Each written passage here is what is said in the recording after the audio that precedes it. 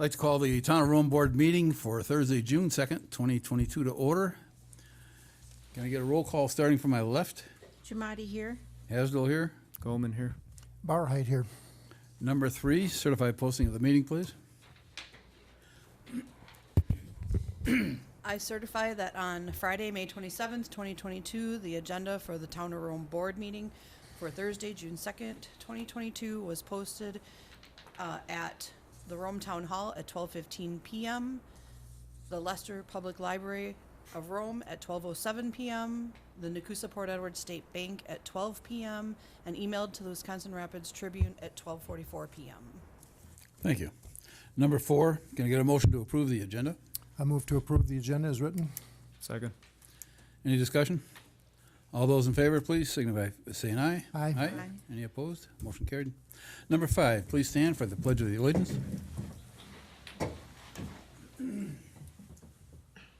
Allegiance to the flag of the United States of America and to the republic for which it stands, one nation, under God, indivisible, with liberty and justice for all. Number 6, citizen comments. No comment. None presented. We will dispense with number 6. No action contemplated except possible referral to future agenda. Number 7, information updates, meeting recaps, recent correspondence, current events, and announcements. Lori? I have one this week. Adams County Solid Waste and Recycling is having their agricultural and household hazardous waste cleanup this Saturday, June 4th from 8 to noon down in Friendship. And it's for all Adams County residents and farmers only.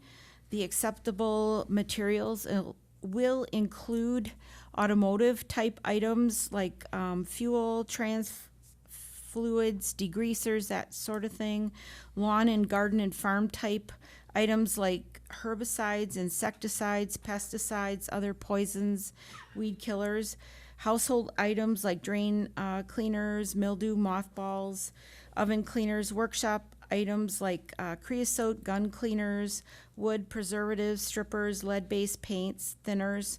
They'll also have a drug take-back and half-price tires on and off the rims. So $2 on the rim. Can't talk tonight. $2 on the rim, $3 off.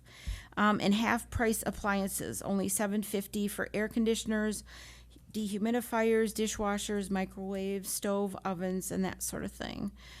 Certain items they won't accept would be water-based paints, latex paints, light bulbs, certain electronics, propane cylinders, and certain types of batteries and explosives. So, there you go. Thank you. That's it. Well, Dan's not here, but I'll put a note in for him. The Assumption girls soccer team, if anybody's aware of it, it went undefeated this year. Yes. They allowed 4 goals across the board, and they're going the next, I think Saturday, they've got starting into the playoffs, so that's way to go. Lisa Kubich, the executive director for Visit Rome, her daughter is on the team. She was featured on Channel 7 News as a wow. student you should know. And then the Dove Foundation, a week ago last Saturday, had a very good day. They collected over $33,000 for Dove's Nest, and it was very successful. Wow. And it's not on our notes here, but Lori, you had your top 3 items. Do you have those? The first one would be Well, if- road. Oh, Do me a favor, just send them to Jamie, and then we'll send them out to the board, and then Oh. we'll get on and talk about it next time. All right. If you want to cover the 3 real quick, go ahead. roads. Yep. Really focusing on the Gateway District, specifically the main area here in town, beautification, working with the Highway County Commissioner more and looking at taking care of the weeds and the overgrowth in that area, making it look neater, better, and land use, which we are really focusing on that, and the board has did that the last year before I got reelected, so. Great. And Thank you. and we're focusing on that now more again, so Great. thank you. Thank you. Dan? I have nothing this evening. Bob? Yes, tomorrow at 6:30, we'll have a groundbreaking ceremony at the park for the band shell.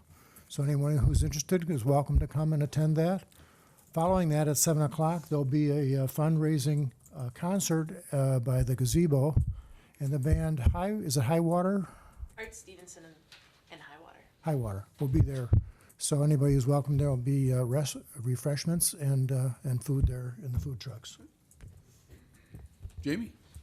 Yes. Friendly reminder, next week is Board of Review. That's the last day Board of Review can occur. That's Wednesday, June 8th, from noon to 2. We do have to call to order and be here the entire time from noon to 2, regardless if you have cases that are presented before that time. So just friendly reminder. Wanted to note that the veterans banners went up today in Rome Town Center. So there are 11 veterans banners, and they're focused around the gazebo area. On Flag Day, we'll do a short dedication right before the first gather by the gazebo. There is tonight, I handed out at your tables, 2 items. One is a new update for the gas line and where we're at. Starting construction will be June 6th. Pre-construction meeting will take place at the transfer site. Again, that's where they're storing items. And they hope to have gas running through the line by mid-July. So, update on gas line. Also, PFAS have been a big topic of conversation. We did do voluntary testing with the DNR, and I included the letter that will be going out to all Camelot households. We tested underneath any detectable level, so we do not have a concern with PFAS. So this will be going out to Lake Camelot owners that are on the water utility, but I wanted you to also see a copy of that. And then lastly, don't forget, next week is Quick Trips ribbon cutting. That's Thursday, June 9th at 10 a.m. You should have all been sent a separate email invite to that. Okay. If you haven't, 10 o'clock on the 9th. Thank you. Number 8, discussion and action, approval of the May 19th, 2022 meeting minutes. I'll move to approve the May 19th meeting minutes. Second. Any discussion? Hearing none, all those in favor, please signify by saying aye. Aye. Aye. Any opposed? Motion's carried. Number 9, discussion and possible action, review of 2021 annual financial report and management communication with Amber Danielewski, Senior Manager, Clifton Larson Allen LLP. So we'll have Amber come up to the podium. Amber, you just want to press that red button to make sure that it's on. Okay, how's that? Amber's been with the town for a series of years, but there was a bound document that was provided tonight, and she'll walk us through. Sounds good. I'm gonna bounce through a couple of various pages, but then if you have questions on anything else that I didn't cover in there, please just let me know. So turning just past the table of contents is the independent auditor's report. This report documents our opinion on the financial statements based on the testing that we did, what management's responsibilities are for financial statements, what auditing guidelines we follow, and a couple other various required pieces of information. The format and layout and order of this letter has changed for the 21's financial statements because there were new auditing standards that went into effect. Most of the wording's the same, but just so you know, if you ever did, for some reason, compare last year's bound document to this year's bound document, you're going to see some differences because of those new auditing standards. So starting out, we start out with the opinion on the financial statements, and based on our testing, in our opinion, the financial statements for the town presented fairly, which means we didn't find any material misstatements that weren't corrected, and that based on the samples that we tested, we didn't feel that there was anything misleading about the numbers that were reported in the financial statements. This is what's called a clean opinion and what the town strives for.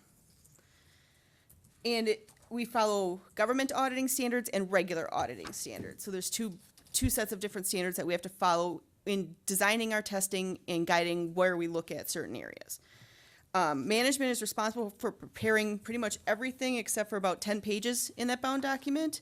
And then we're responsible for auditing that, whether it's the numbers or the footnote disclosures, and doing testing on that. We basically look at your internal controls and determine where we think there's higher risk of errors being recorded or not being caught, and we base our testing on those areas, along with certain other things in regards to compliance with laws and regulations, making sure budget amendments get approved properly, or debt gets approved when it's issued, that kind of stuff. We look at the various items. And as I'll discuss later, we did have a few things that we pointed out for recommendations based on those sample testings, but overall, as I said, there was a clean audit opinion for the 2021 fiscal year. Moving then to page 9. This is your balance sheet for the town's governmental funds as of December 31st, 2021. Your two major funds are your general fund and your TIF fund, which are broken out here. Your debt service funds and the ARPA special revenue fund that was set up to specifically track those revenues coming in and what was spent on that. That's in more detail in further pages just because it didn't qualify with having enough activity to be considered what we call a major fund. So your general fund at the end of the year had just under $6.2 million in assets, 3.7 in cash and 2.2 in taxes receivable coming in for the 2022 year. There were liabilities of $230,000, so accounts payable, things that you were paying in January and February that you incurred for costs in December, for example. You had $3.5 million in deferred inflows. Majority of that was the tax revenue that was levied in December but collected for the next year. And your fund balance was just about $2,449,000. And you'll see there's various components there. The non-spendable means that's been set aside for, it's already been basically paid, but it was for the future year. So, if you paid health insurance premiums for January, but you paid them in December. Or you paid property insurance in December, but it was for January. Those kind of amounts you kind of set aside, you can't touch them anymore. Restricted, that's when third parties say, hey, no, you can only spend your money on this, and that was a little bit carryover from some tourism room tax money. Your committed funds are what the board has decided to set aside for various projects, and that's in more detail. There's $300,000, it's just a little lower than last year, but that varies depending on how you spend the projects. Assigned fund balance, this a lot of times is when you're assigning fund balance for the next year's budget. You're gonna carry over some fund balance because you didn't get to a project in one year, you're gonna spend it in the next. And there was $180,000 of that. Your unassigned fund balance of $1.9 million, this is what hasn't been set aside for anything. You can use it for cash flow purposes, unanticipated expenditures. If some other project comes up in the middle of the year, you can put that towards it. One thing we always look at is just for kind of a gauge on how much you have set aside is we always look at what percentage of expenditures do you have. So let's say, for some reason you never had revenue coming in for the first few months, how long could you go and still pay bills without getting any revenue in? And this calculation based on your 2021 expenses was about 40%. So a good couple, 4 months, 5 months worth. So you're sitting pretty good. Your internal policy wants you to be at 17% of budgeted expenditures. So even using that calculation, you're above where you need to be, which gives you some flexibility as projects happen, as expenses go up that you didn't budget for, such as some of the gas prices or just, projects overall just being bid out at higher. This gives you some flexibility. Any questions on the general fund? Your TIF fund, you had $1.3 million at the end of the year in cash and taxes receivable.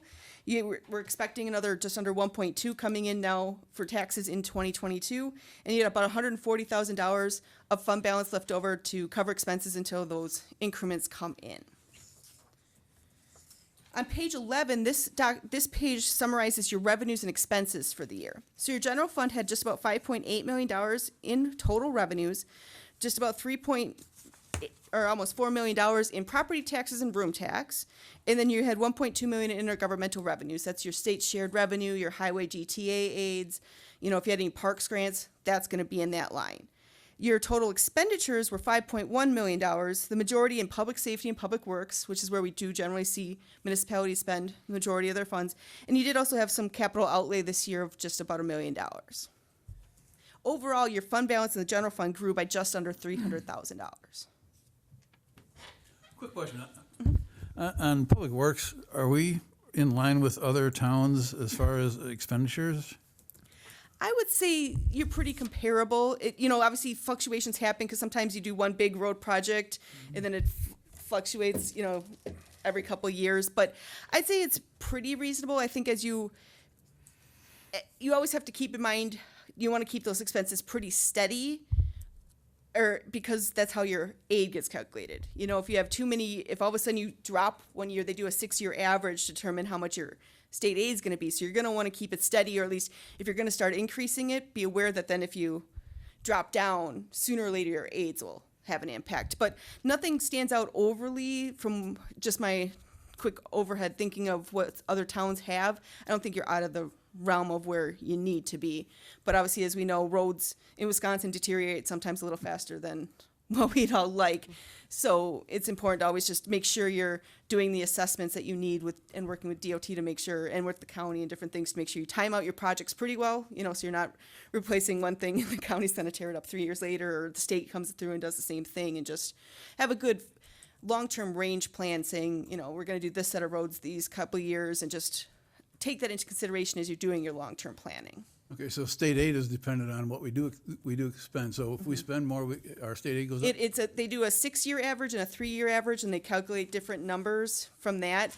And then they have their base per mile kind of thing, and they do have a floor and a max, so that we can't always just go crazy with it. But yeah, they do this whole 6-year average based on numbers, and just what we've seen is, especially if you're, you know, in a really big growth phase and then all of a sudden it dives off, you will then end up with a hit on your So GTAs. if we have a normal spend pattern, let's say, and then all of a sudden we get a grant, does that help? It depends. Like when you get your trip grants, that offsets those expenses.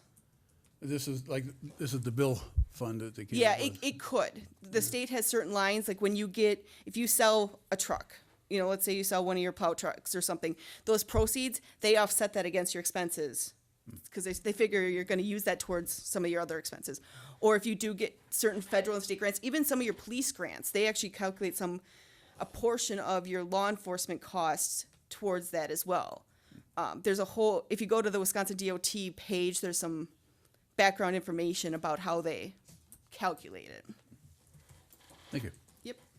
And if you want more detail, on page 13, you can kind of see how you did the budget. You were under budget on Public Works by about 500,000, but I think some of that was timing of roads, and sometimes you may have budgeted for a project and then you just ran out of time and didn't get to it. But you can, there's obviously other reports you can get from the system that, you know, the clerk's office can give you that would give you more details on what specific areas, you know, were you just under on snow maintenance because you had a good year, or was it other things as well? And so then your TIF fund, you had $1.2 million in taxes, and you paid out about $1.2 million in debt. So you started paying down on some of the long-term debt you took out, plus the shortfall loan from the developer. And your ARPA funds, you got the $144,000, but you didn't spend any, so it's only showing up on that page 9 in your unearned revenue, because you'll be spending it and reporting it as revenue now in '22. Any questions on the governmental funds? Then I'll briefly talk about the water utility. If you want to go to page 14 and 15, that's your balance sheet for the water utility.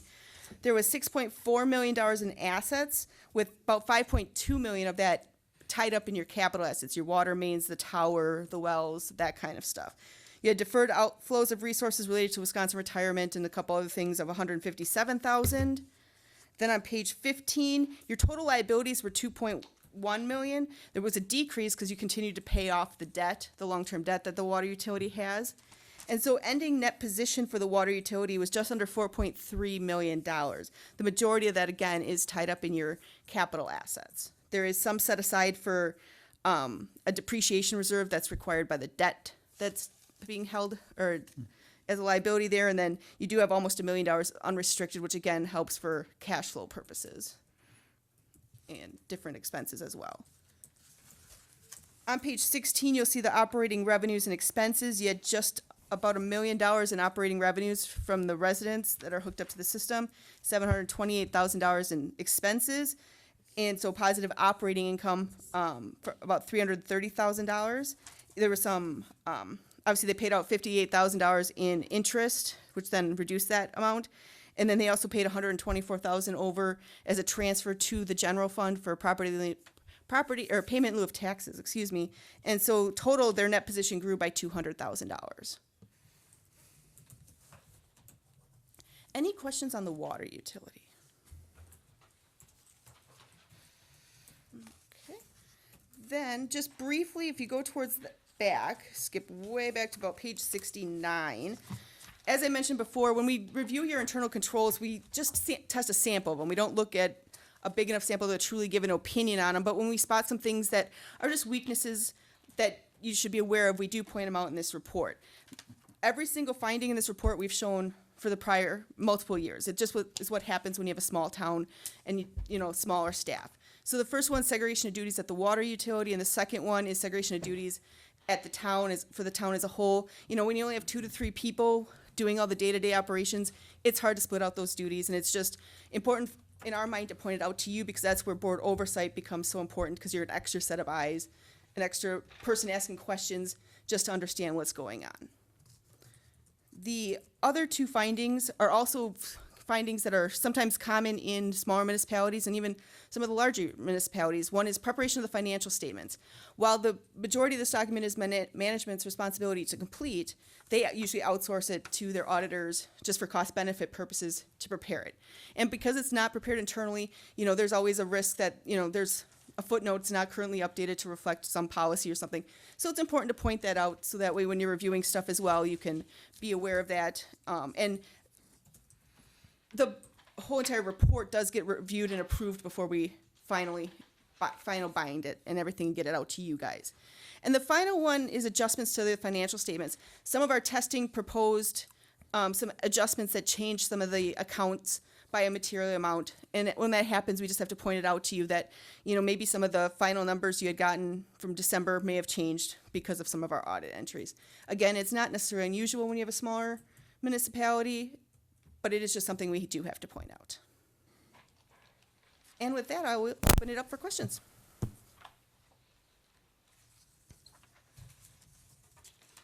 Just got this today, so a little bit of meat to go through, but it does look pretty comprehensive and looks quite acceptable.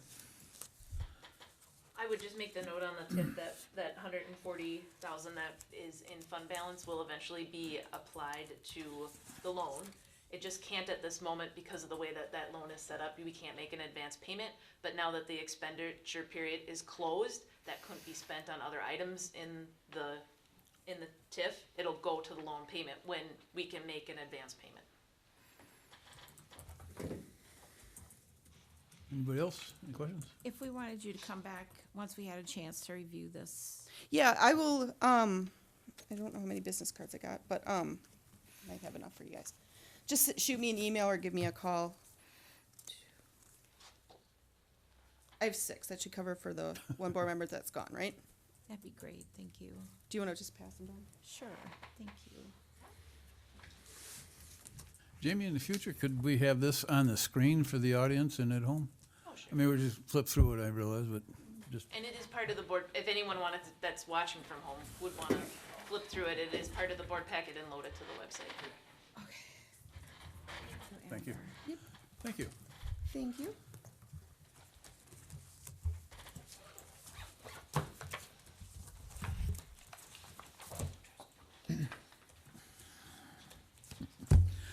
All right, number 10, discuss and possible action, continue review of coordinated efforts towards installation and establishment of a municipal sanitary sewer system in Rome Town Center. Lots of special guests tonight. It's very exciting. So I think I'll have Lucas go up to the podium just because then you're on the mic. Lucas is from General Engineering, and he has been with us for this project for a couple years now, more than 2. He is the one that drafted the memo that we had shared last meeting, and we had some additional questions. Then this evening, I had asked Lucas his questions, and you have this handout that has it in red, but maybe we can kind of walk through that, and now that you've had some time to process that memo even more, ask some additional questions about what this potentially would mean for Rome Town Center. Welcome, everyone. Hey, Lucas. I'm Lucas. I'm with General Engineering, just like Jamie said. We've been working on this project for quite a few years now, exploring different options and endeavors. As of right now, due to the growth within the town center, there's opportunity to create sanitary sewer utility that can handle the private or industrial wastewater from that area. I don't know if you want me to go over the whole history of everything, but, or do we want to get right into Just that? stick with your letter that you wrote. Yeah. Yeah. Okay, so in my letter, I present a couple different options how the wastewater can be handled. As of right now, we are exploring 2 options. One option would be to install a small system that will handle the wastewater as a first step into the regionalization that may happen down the road. In order for the regionalization aspect to come through, you need to collect that wastewater somehow. As of right now, there is no collection system, there is no any type of wastewater. There is a need for this collection system, but there's also a need to dispose that wastewater in some way. So within my memo, we are exploring option of collecting that wastewater and treating it with small treatment system, or collecting that wastewater, storing it in a holding tank, and hiring a local hauler who could take care of that wastewater and haul that wastewater to nearest treatment plant for disposal. So there's a couple options and costs associated with that, with each option, whatever the town chooses to do. One of the biggest things is the amount of involvement the town wants to do. Obviously, building a collection system and individual treatment system is going to require some type of involvement. And based on my initial conversation with DNR, DNR is could potentially look into that system as something more favorable, as a temporary solution towards regionalization, where we're collecting wastewater and hauling it. It will be more of a temporary solution, but less involved, because the wastewater will flow by gravity to a holding tank. You'll have a contract with the hauler who will come in at fixed time, pump that wastewater, haul it away, send a bill to the town.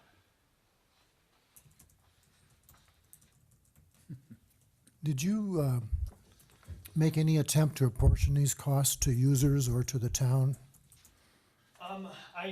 I have, so as of right now, we have just an idea what this system may look like, what will encompass. As of right now, estimated cost per month, assuming the town will accept wastewater from the town park, from the meat market facility, and from the apartment complex. The estimated wastewater for that will be around 6,000 gallons, with the estimated cost of, if it's hauled to the nearest treatment plant, with the estimated cost of around $9,000 per month.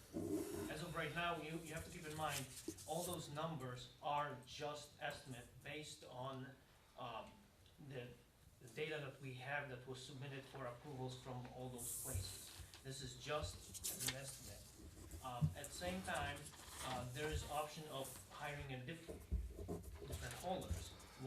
I talked to one local hauler, and he said he has a tank that is 3,500 gallons. So at each trip, he would come in, pick up 3,500 gallons of wastewater, haul it to the plant. I talked to a different hauler from the area who's also interested. He has a 5,000 gallon tank. So everything comes down to how much they can pick up at once and how this cost will be distributed. So the hauling option will cost around $9,000 per month. With individual treatment system constructed by the town, you're looking at potential cost of $6,000 per month. The reason why those costs appears to be high, because it goes back to the scale of the economy. If you start the treatment system, to build a small treatment plant that handles 5,000 gallons, the cost will be roughly probably $250,000. To build a treatment plant that handles 20,000 gallons, it will cost $300,000. So the amount of components that goes into a treatment that can treat 5,000 gallons versus 20,000 gallons is not much different.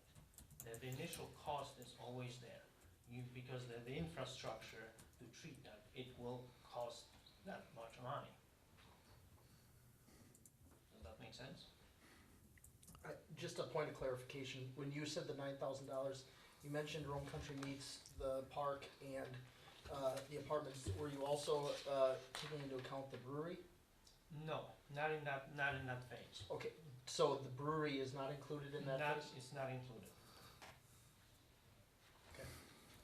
On the cost estimates you have here, there's two phases to this, as it's laid out right now.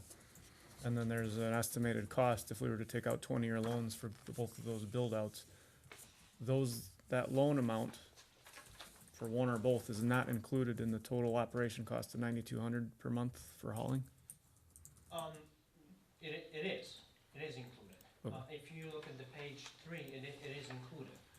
So the reason why I phased this was because as of right now, we know the meat market has a need for wastewater.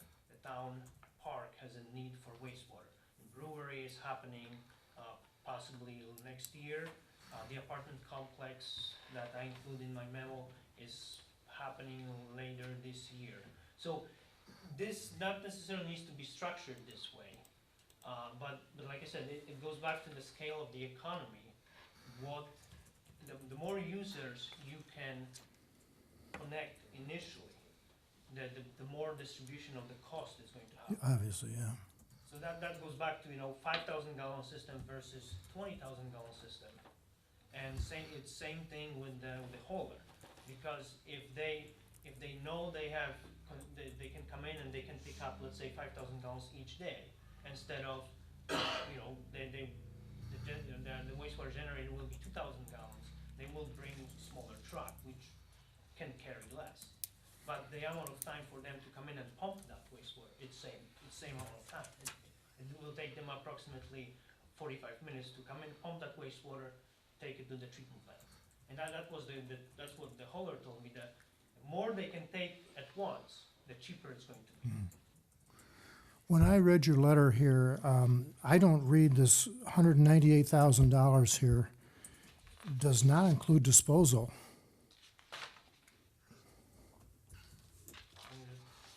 If you look at the 20-year loan at 2.5% interest.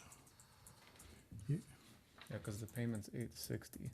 That's So I looked at the disposal as being $5,400 a month per your chart here on page 2, I think it is. It's $5,400.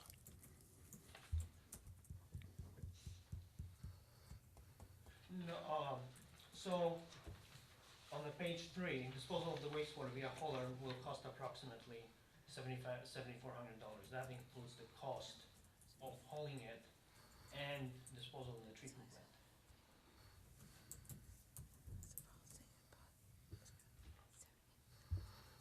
74 plus the loan, Correct, which is where we're getting the 9. correct. Yeah, because you got three elements, right? One's building the physical system, Right. the other is hauling the waste, and then disposing the waste. So phase 1 and phase 2, and then you got one 9200 via hauler with collection system and disposal, and then the second one is if you build your own treatment plant. If we did our own treatment plant, and did 10 or 20,000 gallons a day, how does that, because we wouldn't locate it in the same spot, obviously. We wouldn't put that treatment plant on the side of the park. We likely would put it on property further back within Rome Town Center. How does that change that pricing for our getting it to that plant? And then we wouldn't have the hauling. Well, I mean, obviously there will be a cost of pipe because it will require a force main to be constructed where it can take that wastewater and it will have to be pumped to a distribution system. So there will be some additional cost. But like I said, this is a preliminary aspect to give you an idea how much this may cost. And obviously, as far as the true treatment plant, there will be some limitation what you can do. Because based on my conversation with DNR, you will be allowed to do up to 15,000 gallons average flow and 22,000 gallons per day peak flow. That will be allowed by DNR, and it will be structured under general permit with very few requirements to fulfill. It will be a little bit more advanced than your at-home septic system, but it won't be as advanced as City of Wisconsin Rapid Treatment Plant. There will be need for some compliance, but there won't be a need for quarterly reporting. There won't be a need for, with normal treatment plant, Each quarter you have to submit paper, each month, each week you have to do testing. Each month you have to submit a report, then there's a quarterly, 6-month report, a yearly report, 5-year permit renewal. That will not be for this smaller system, because this will be designated as a POUT system. So it will be a lot less restrictive because of the fact that the town of Rome is looking to regionalize at the later date. At the same time, I did talk to DNR and I asked them, well, what if the town is going to delay the regionalization to 10, 15, 20 years later? Well, the comment I got from the department was, well, the estimated life cycle of the treatment plant like that is 20 years. So we will allow them to potentially operate for those 20 years, but after the year 10, we may require a little bit more compliance. Are there chemicals involved or not Chemicals, as far as the to treatment, operate the small treatment plant? depending on the level of the wastewater generated and how much you want to collect, that will determine chemicals. And it's a little bit different chemicals. So the proposed system, not like City of Wisconsin Rapids wastewater treatment plant, it has a surface discharge. So it discharges the wastewater into the stream. There's, it's a little bit complicated. So there's two types of discharge. One is the groundwater discharge, where you discharge wastewater subsurface, just like a septic system. The other one is a surface discharge, where you discharge wastewater to a pond or to a stream. City of Wisconsin Rapids, they have a surface discharge. They have a compliance with phosphorus. So it's very difficult to remove phosphorus in a natural way or biologically, so they have to add chemical. With this system for Town of Rome, we are looking at subsurface system, just like septic system.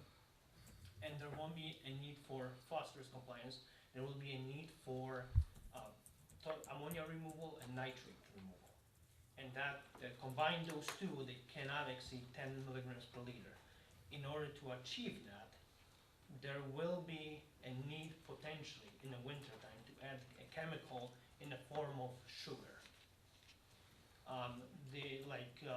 Glycerin or some type of alcohol in order to basically feed the bugs.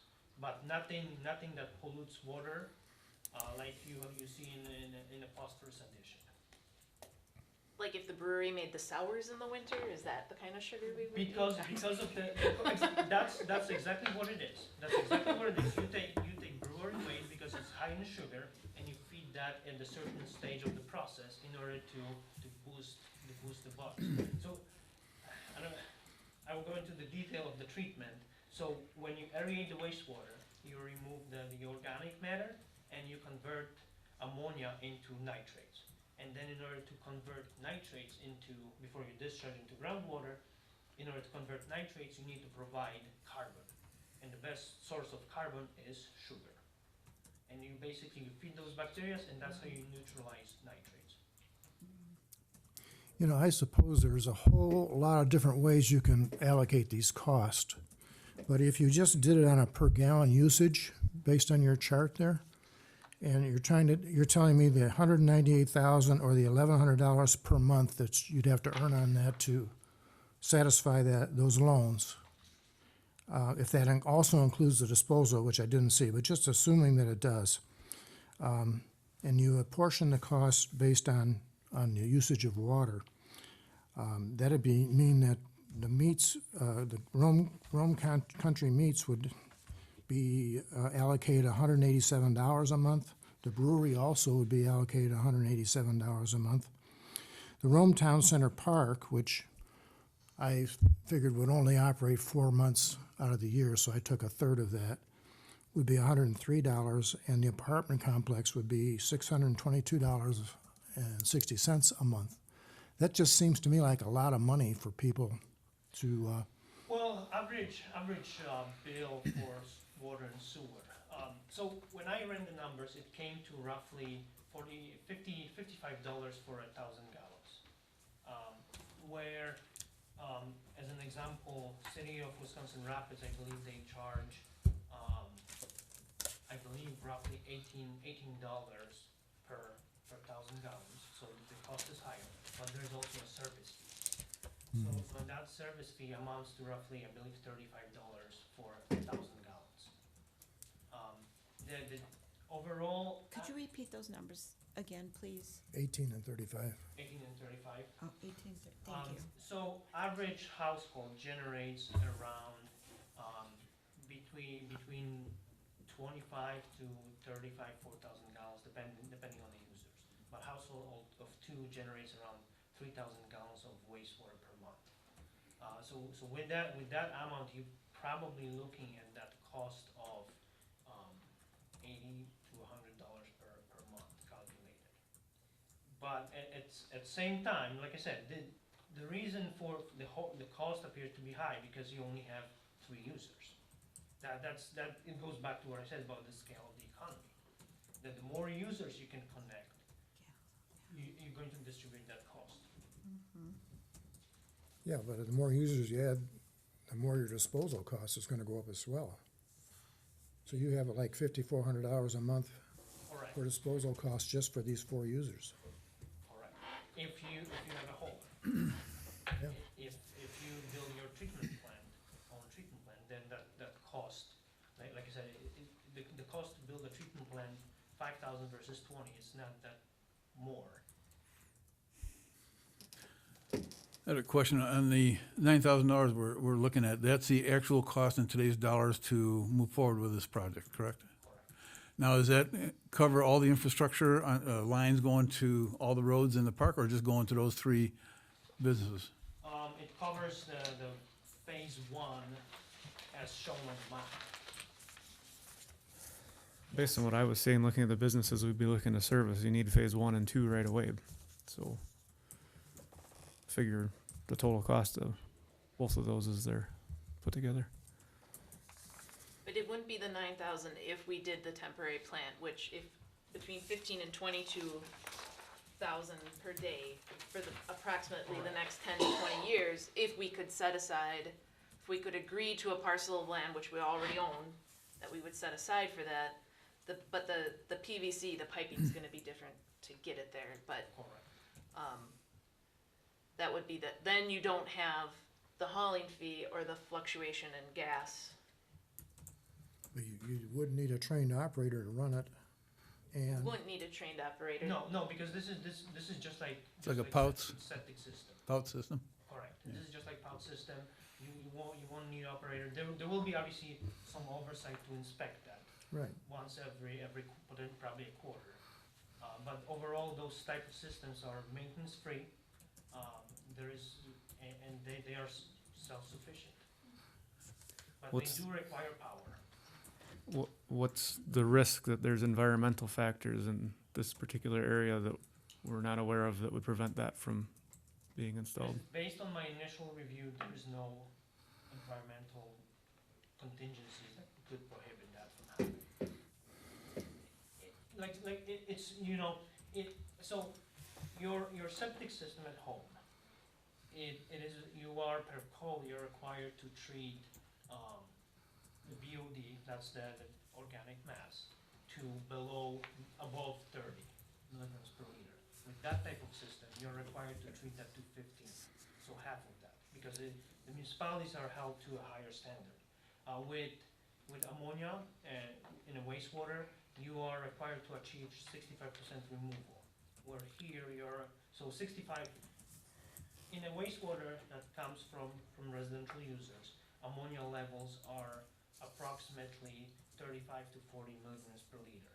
So you're required, the septic systems are required to establish 65% removal.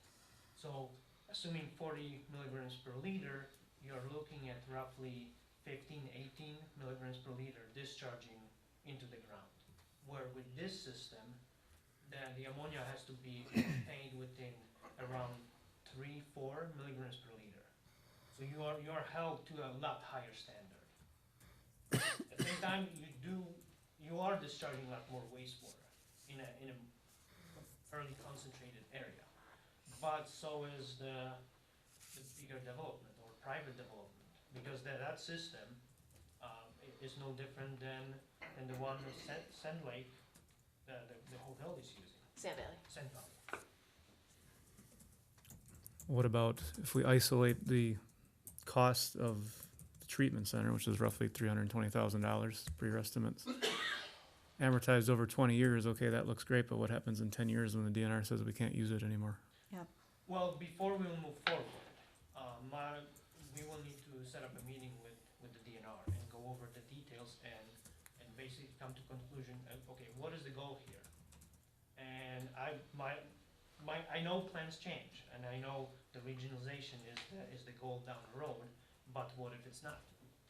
What if something happens with the economy tomorrow and then the treatment, if it's constructed, will stay in place for next 20, 30 years?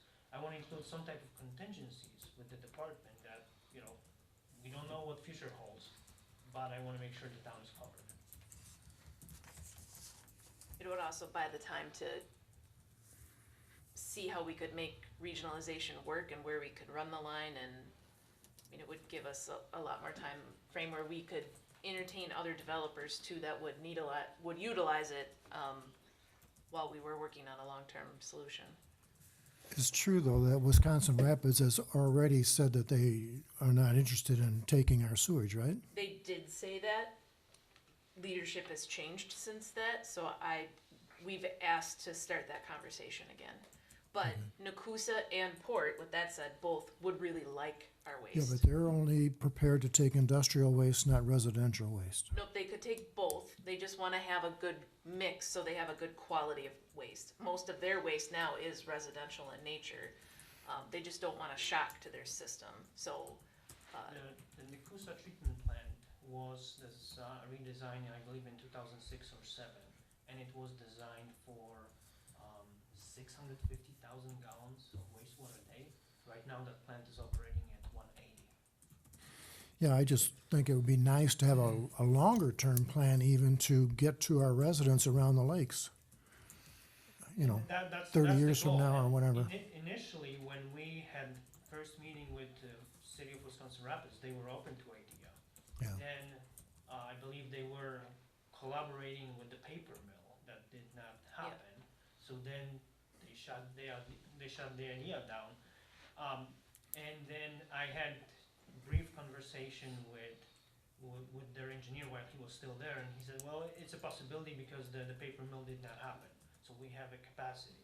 And when I approached them, I talked to them about a potentially town looking to phase the regionalization into 2 or 3 stages with ultimate goal of providing wastewater collection system for all the residential users along the lake.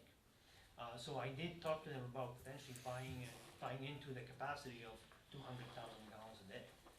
That's 200,000 gallons a day capacity. That's the community of 3,000 people. Okay, That's how big of an area that you can serve. good. So those are long-term plan. Another reason, what I was told unofficially with City of Wisconsin Rapids, that part of the reason, the way how Wood County sewerization plan 2030 is structured, the county would do whatever they can in order to incorporate town of Rapids into that potential sewer pipe that will be coming through Grand Rapids. Grand Rapids. And City of Wisconsin Rapids did not like that idea, because as soon as the town would provide sewer services, it stops all the annexations. What's that? It stops all the annexations. So that the city cannot annexation. annex all the land from the town. So then there's a lot more political power here in place, and because of the Wood County regionalization sewerization plan, they have laid out the infrastructure, but they didn't do anything with it because there's some opposition between the inner players. The other piece, if we did Nakusa or Port Edwards, one thing that's new is the solar farm. So let's say the town of Saratoga would make the decision, like we would prefer not to have sewer run down 13 and 73 because it's not gonna go to Wisconsin Rapids. Do we have a conversation with the solar farm to say, can we run the line right through the solar farm? Because it's not going to be residential development, it provides us a little bit more of a straight shot. It's an option, it could be an option. They've got to have all kinds of underground cables and stuff over there, though, I would imagine that you'd have to navigate through. Well, by the code, the electrical utilities are installed around up to 36 inches. That force main will be installed 7-8 feet deep. So there won't be any physical collision with that, but there may be some different easement requirements. But that's the future worry. Yeah, right now would need a little bit of direction if we would wanna continue to pursue treatment plant or storage tank. And if we did treatment plant, maybe we work through with Lucas on somewhat of a location when we get some more firm pricing for piping to get there. Can we all agree that not having anything is stifling some of the development that we want to see there? Possibly. The storage tank and the transfer, that has a 5-year life, I understand? We can only go 5 years with that? You can go as long as you want. We were talking, I think it was last So- meeting, it was 5 years and we had to make a decision. No, that would be if we did treatment plant, we would be licensed for so long through the DNR, but holding tank, as long as the holding tank would check out when it's pumped, it could go as long as it could go. So back in 15, I worked with a campground / mobile home park, and their system failed, and they produced very little waste, 3,000 gallons a day. So what they did, they operated like that for 10, 12 years. They actually hired a person, a maintenance guy. He had a tanker. He picked up the wastewater, drove it to the plant, dropped it off.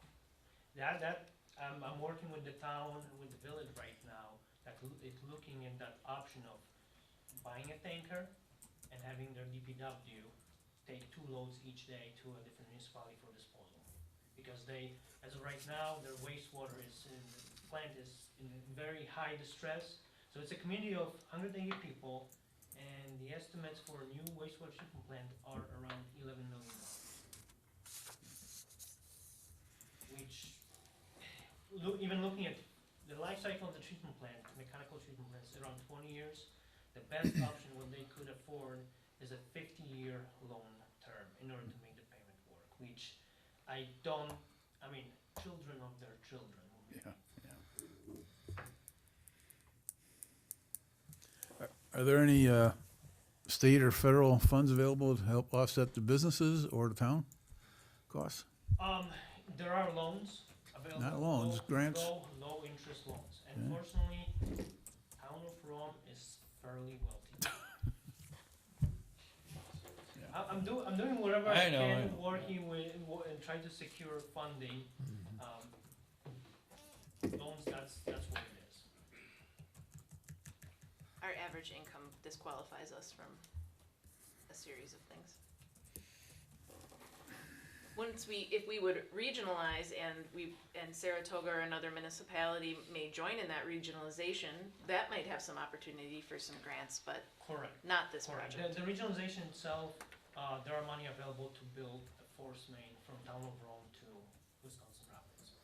The Department of Natural Resources can provide up to $2 million of free money to build that pipe. But the problem is, you need flows. Yeah. You need wastewater in order to put that in the pipe.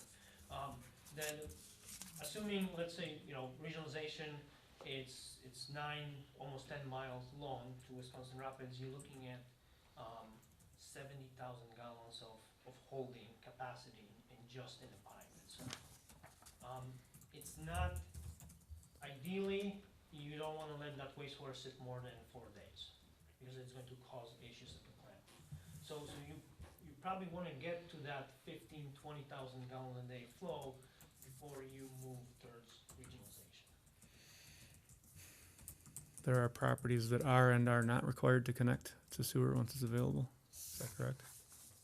Well, if we would proceed with this plan, we would structure it essentially that you'd come on as you would need it. So we have some businesses that would need it, that could utilize it. I think at some point we would eventually be all sewerized, so it would apply to businesses, but at this moment, the approach we would be taking is join us as you need us. There was no conditions of sale to any of the recent properties. So we do have provisions in our development agreement that have a period of time by which they are to connect, should we install the infrastructure in place.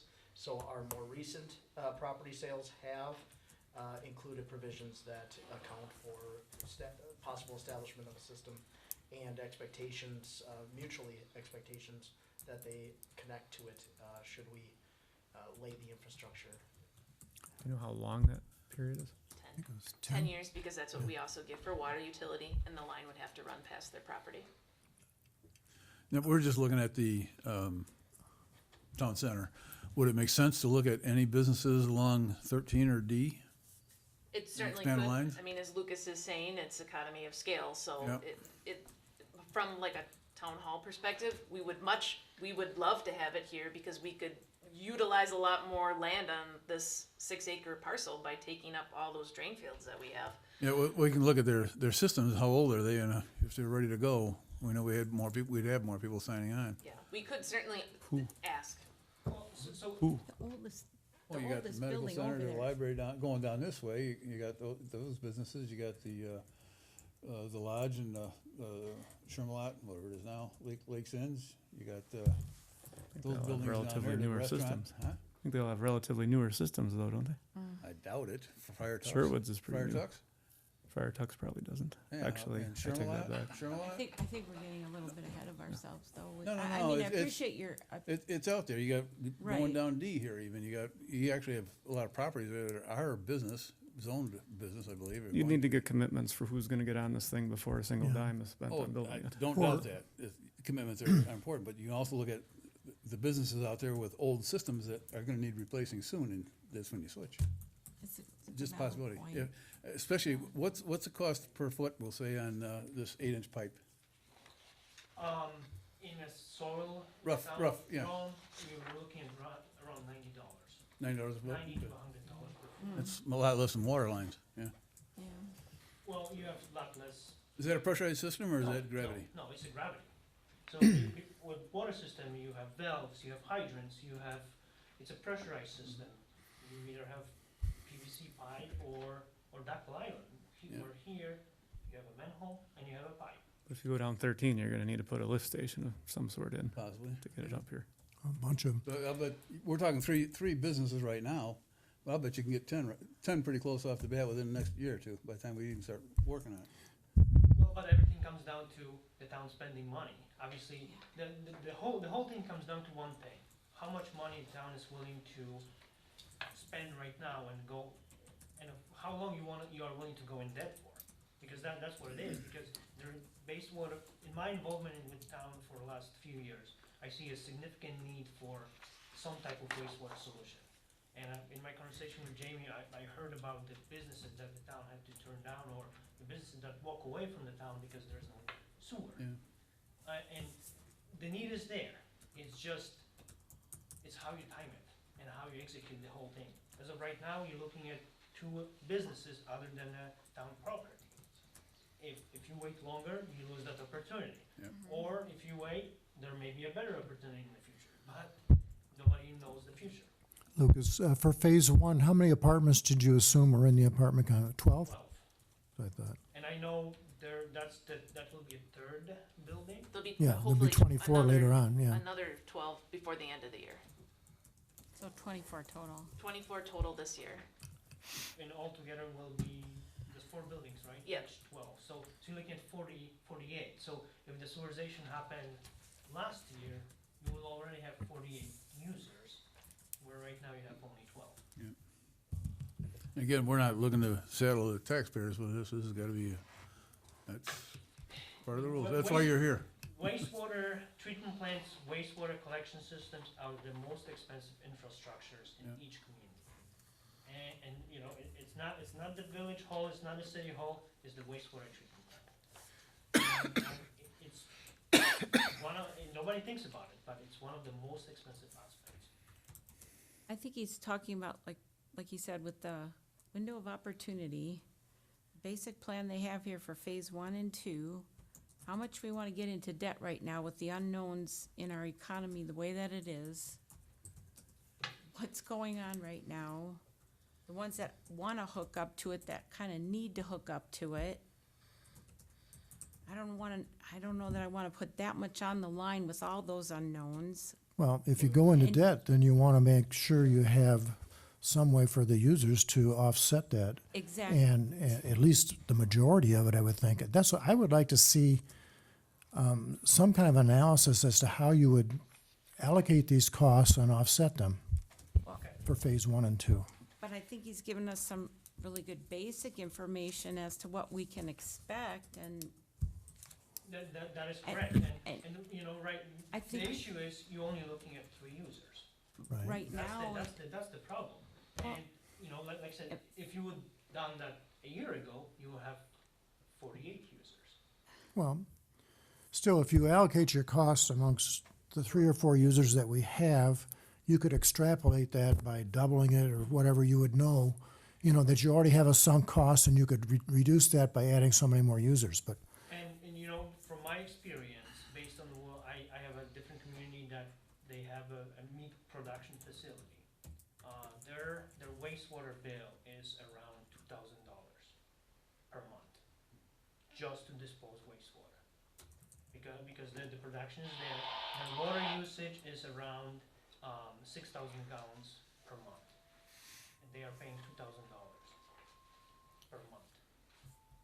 it just seems awfully expensive. Well, that's correct, because of the scale of the economy. Right. It's a small system, and they are getting charged. The users, and the residential users are paying $75 per month for sewer. I have, and a good example is a very small community, village of Rockdale in Dane County. The residents are paying just for wastewater. Everybody's are on their individual wells. For the wastewater, they are paying $400 per quarter. I know a community near Oshkosh where users are paying $550 per quarter for wastewater. with a system like this, could Quick Trip have a car wash? Yes, Could we have a laundromat for the campers? we will need to talk about that. All right, Because- but Quick because the Trip could laundromats- have a car wash? So with the laundromats, the issue is they produce, you use a lot of detergents and they What's produce- wrong, Donna? Was something? Oh, okay, thank you. The laundromats produce a lot of phosphorus. No, they don't. Phosphorus has been I- out of laundry detergent since 1994. But, I was in the business. That's correct, but the Department of Natural Resources will have a I'm just problem. simply asking, because there's probably people that are listening, that's their biggest question, and Quick Trip has that additional land. So I'm just, if we did this, is that something Quick Trip would do, because they have that additional land now? Yes, A car wash? Yes, so the intention is, if the town will move forward with own treatment plant, my intention is to come up with some type of treatment system that will accept around between 10 to 15,000 gallons of wastewater a day. To build that capacity so you can connect to Quick Trip. We can have a conversation about the laundromat. We can expand that. Thank you. That goes back to that scale of the economy. Right. So you got We will not other be- things that could my- hook my up, intention that is window not of to opportunities. Provide a system that has limited capacity and can have 4 users. Right, okay. The That- flip I didn't- side of that is we have been talking about this for a long time, and sometimes we, again, struggle with that chicken and egg, because we need to have it done, and then we have the development, but the development wants to proceed.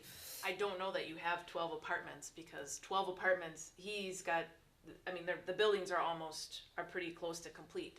Right, Unless we had some sort of temporary solution, I don't know that the next 12, maybe the next 12 could go, but I don't know that this 12 could go. The meat market, the land is cleared, they wanna get moving, they have the approval for the separate holding tank. So our timeline on some of these is really tight. We don't intend to open the bathrooms at the pavilion till next spring, that might be an option. Brewery still hopefully would be an option, because I think we're talking maybe next spring by building being up, but I just don't also wanna give the impression that we do have 4 users, because I think some of our users they're moving. right. but I'm just asking the question that You know. the system could Yes. do that. Yeah. This system with phase 1 and 2 could do that. Yeah, My I think, intention is to maximize whatever the Department of Natural Resources will allow us without triggering more compliance. But I would also like to know then from the DNR that in 10 years, if we had those users, then all of a sudden in 10 years, they're gonna, so those are questions we'd need to have answered right away too. And in my conversation with the department, they said, well, it would be nice because you guys, every year we submit intent to apply for funding for regionalization. And from the department, last time when I talked to them, it would be nice if the town would decide which route they wanna go. So it is kinda a chicken and egg because the department wants to hear from the town what's the potential solution is, or the town wants to hear from the department what the potential solution is. I am hearing tonight, though, that there's more interest in treatment plant than there is in holding tank and hauling. But who's I don't know gonna, about that. who's It gonna, depends on what the cost is, I think. well, the treatment, that whole thing seems to cost less up front. But who's gonna bear the cost of this in the meantime once it's built and we don't have Yeah. users for it? Or we have one user for it, who's not gonna pay $6,000 a month? Maybe Quick Trip will, we should ask them, but. Right. I don't know that they would be willing to pay that, no. But I think that comes back to this, the chicken and the egg piece. If we are gonna do this at some point, there would be some upfront cost that's gonna be put up by the town, for sure. And the hope would be maybe if we had it, or if there was other development that was thinking about it and this was the stimulus and it could get timed right, maybe there would be other potential large users that could coincide or come in. But it might be that first little bit might be on us. Yeah, absolutely. Well, This that goes is if you against, build it, they will come speech time.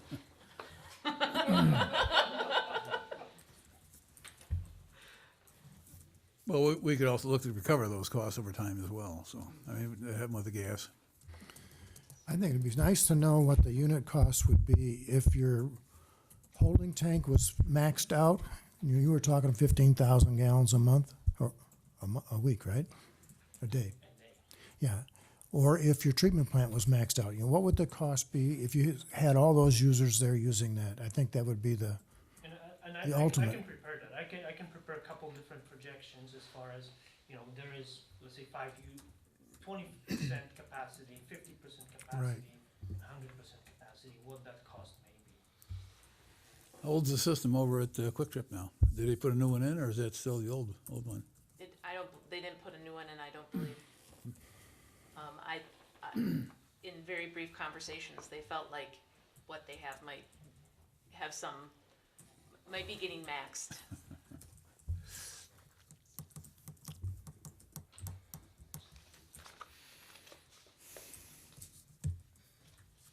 I know it is a difficult decision, and like I said, every community struggles, and I have communities that borrow money to utilities, and, you know, and 1% loan to build projects to upgrade treatment plants. I have communities that just write a check from general budget to cover the utilities, because the utilities they lose money. And it is a difficult aspect, and the beginnings are always hard, just like with everything. You know, there's other creative financing out there too, so there's a lot of ways to look at it. So. And it is up to the town to make a decision, move forward or drop the subject. It isn't gonna this is the same conversation we had with the expansion with the water utility. It won't get less expensive from here. So this is our moment. If we determine in this moment this isn't gonna happen, I don't know that we would revisit it, because it will only get increasingly more expensive. we're talking, say, $75,000 to $110,000 a year in operating costs, based on what's summarized here. Between the two options, if you only got one user, okay, where's all that coming from? Are we pulling that from the road budget? What are we gonna do here? Like that penalizes the citizens of the town, and that's a commitment that I promised wouldn't happen to the people I've spoken to. So I'm not on board with that. Well, you're looking at a cost to be dispersed, not the loan cost, so, I mean, Well, regardless, even with the loan cost. Well, again, there's. The cost of the creative- system needs to be centralized Yeah, to there's creative that area. financing out there. There's balloons, there's all sorts of things. There's different ways to look at it, and I think you explore it before you come to a conclusion.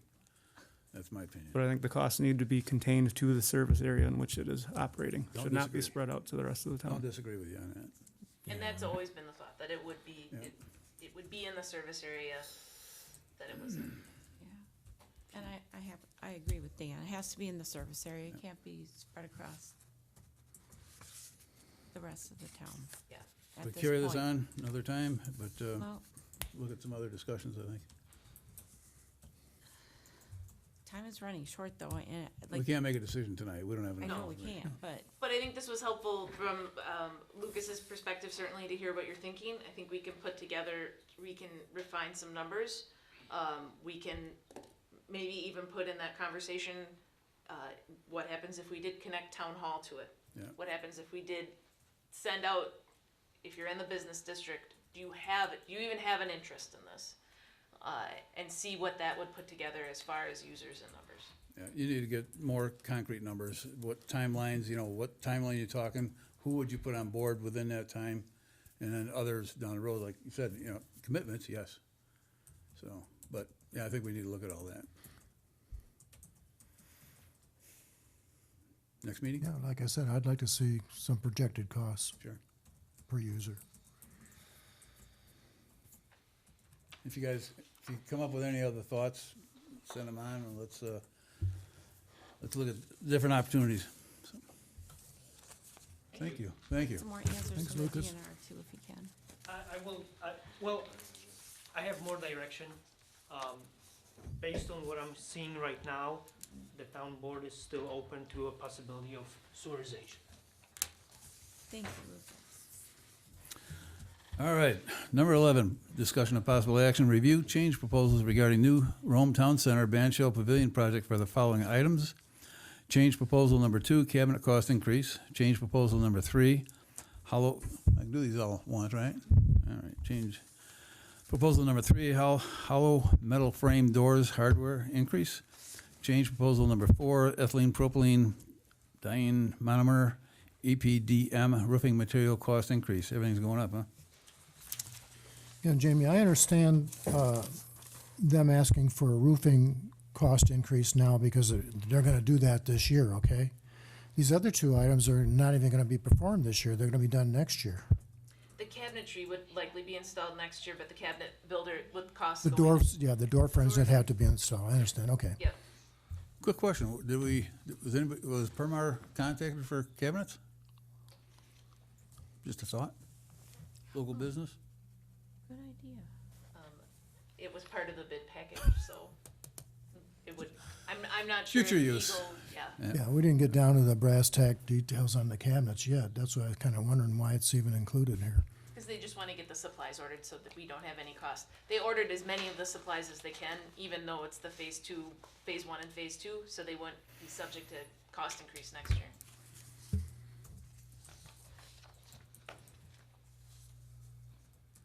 So what are our costs here? There's nothing, It's 5,979. It's the three all three total? total. What was the original bill? Just Eagles alone, I'm sorry, I'd have to pull up their agreement, what it was just for them, but there would be funds to cover this, because we did have that unanticipated park fee that came into the parks budget for park projects. Yeah. If you give me a second, I could look to see what the total. Just wondering, was it a 5% increase, 10, 15, 50? Oh, no, nothing to that. Okay. It's a very small percentage. Yeah. I think Eagle was like 230 of the, because they're the main builder of the project, the building structure. That sounds about right, yeah.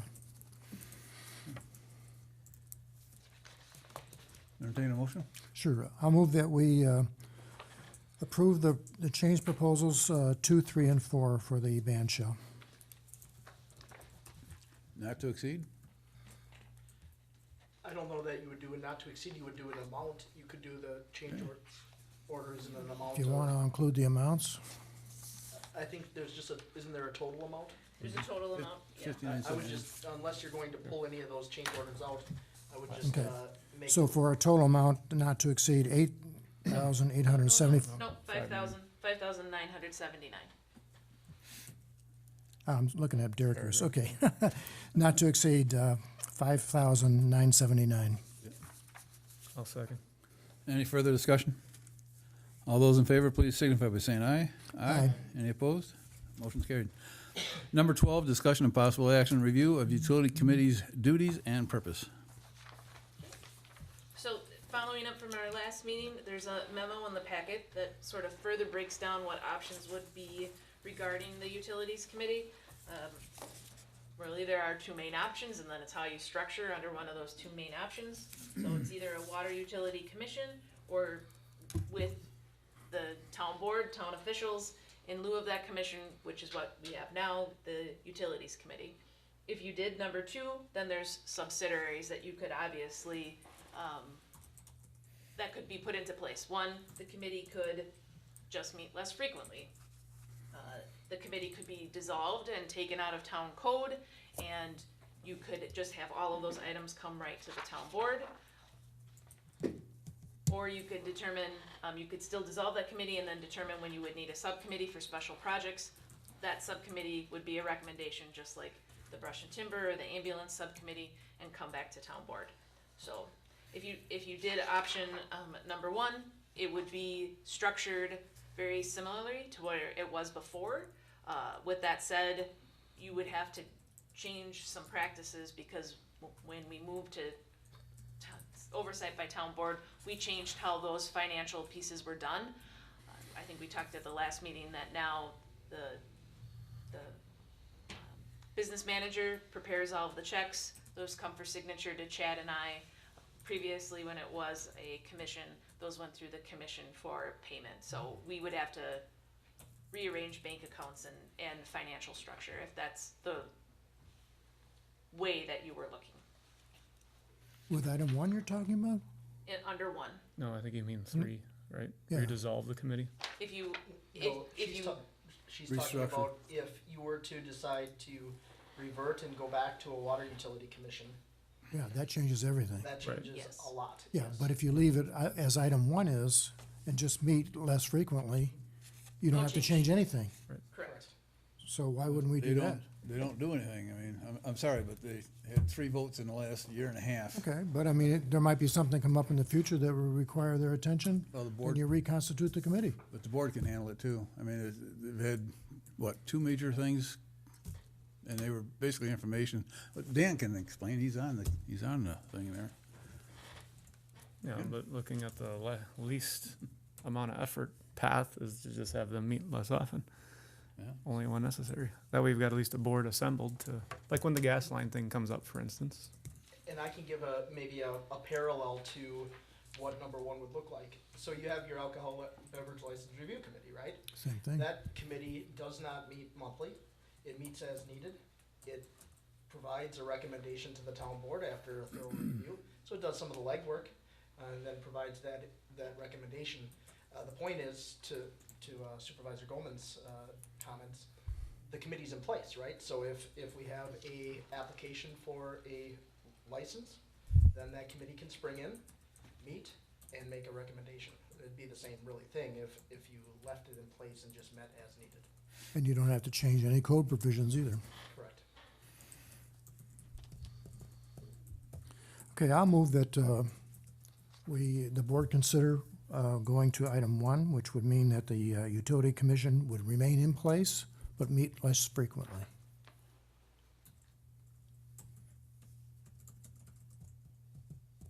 That should be reflected in the meeting minutes as item number 2, probably sub 1, because 2 is to keep it with the town officials.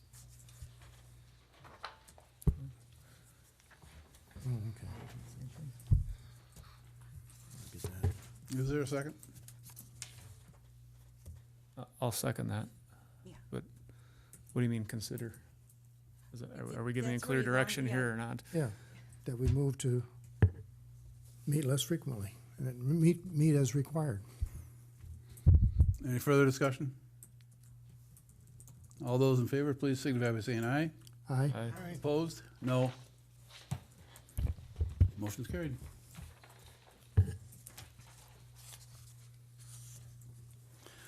Number 13, discussion and possible action, approval of disposal of 2005 Lund boat with a 60 horsepower Mercury outboard for less than minimum bid amount. We can remove this item. We did receive, we were a little concerned we might not, but we received over the minimum bid amount, so we're fine. It can just be Good. disregarded. Alrighty. Number 14, discussion and possible action, approval of donation of Generac generator, three-phase generator to Fire Department Fund, disposal previously approved June 4th, 2020. There was a memo included in the packet regarding this too. The generator was donated to the Rome Fire Department prior to 2016. It's just been in storage. It's never actually been used or put into service. The generator is three-phase and the town infrastructure is all single-phase. We did previously make a motion to dispose of it with a minimum bid of $2,500. What this would do is donate that generator back to the fire department fund for their disposal, given we don't really, it hasn't cost the town anything besides the storage of it, and we haven't used it, so aren't really familiar with it. We thought maybe just donating it back to the fire department fund, and we would regain that storage space at Station 2. Who was it donated by? Does anybody know? It was a former fireman. What- That personally donated it. Do you know what the fund's intentions would be? Would you guys sell it? We would dispose of it because I would like a clear path to the exit door. So, I don't know why we never disposed of it when there was groundwork to do that, but if we were to still do that now, could we not apply that towards the SCBA's, which are later on the agenda here? You could, I mean, anytime you dispose of an item, you certainly can apply it towards wherever you would like within the budget, yeah. I think since it came from the fire department originally as a source, it ought to go back to them if we're gonna dispose of it. Yes. Well, it's not my understanding that it came from the fund, it came from an individual, But- right? To the fire department, though. Okay, fine. Donated it to the fireman Yeah. fund, but Okay, everything we have automatically turns over to the town of Rome. okay. So that's how you got an exception, because we don't hold any. I thought he donated it to the town, not to the fund. Okay. Can I get a motion, please? Yeah, I'll move that we provide the Generac generator to the fire department for this fire department fund for disposal or however they want to use it. I'll second that. And it's gonna be on the Wisconsin surplus? We won't be Do for whatever us they do to with it. decide. Oh, The you guys. fund will do with Okay. it what they want. All right. Any further discussion?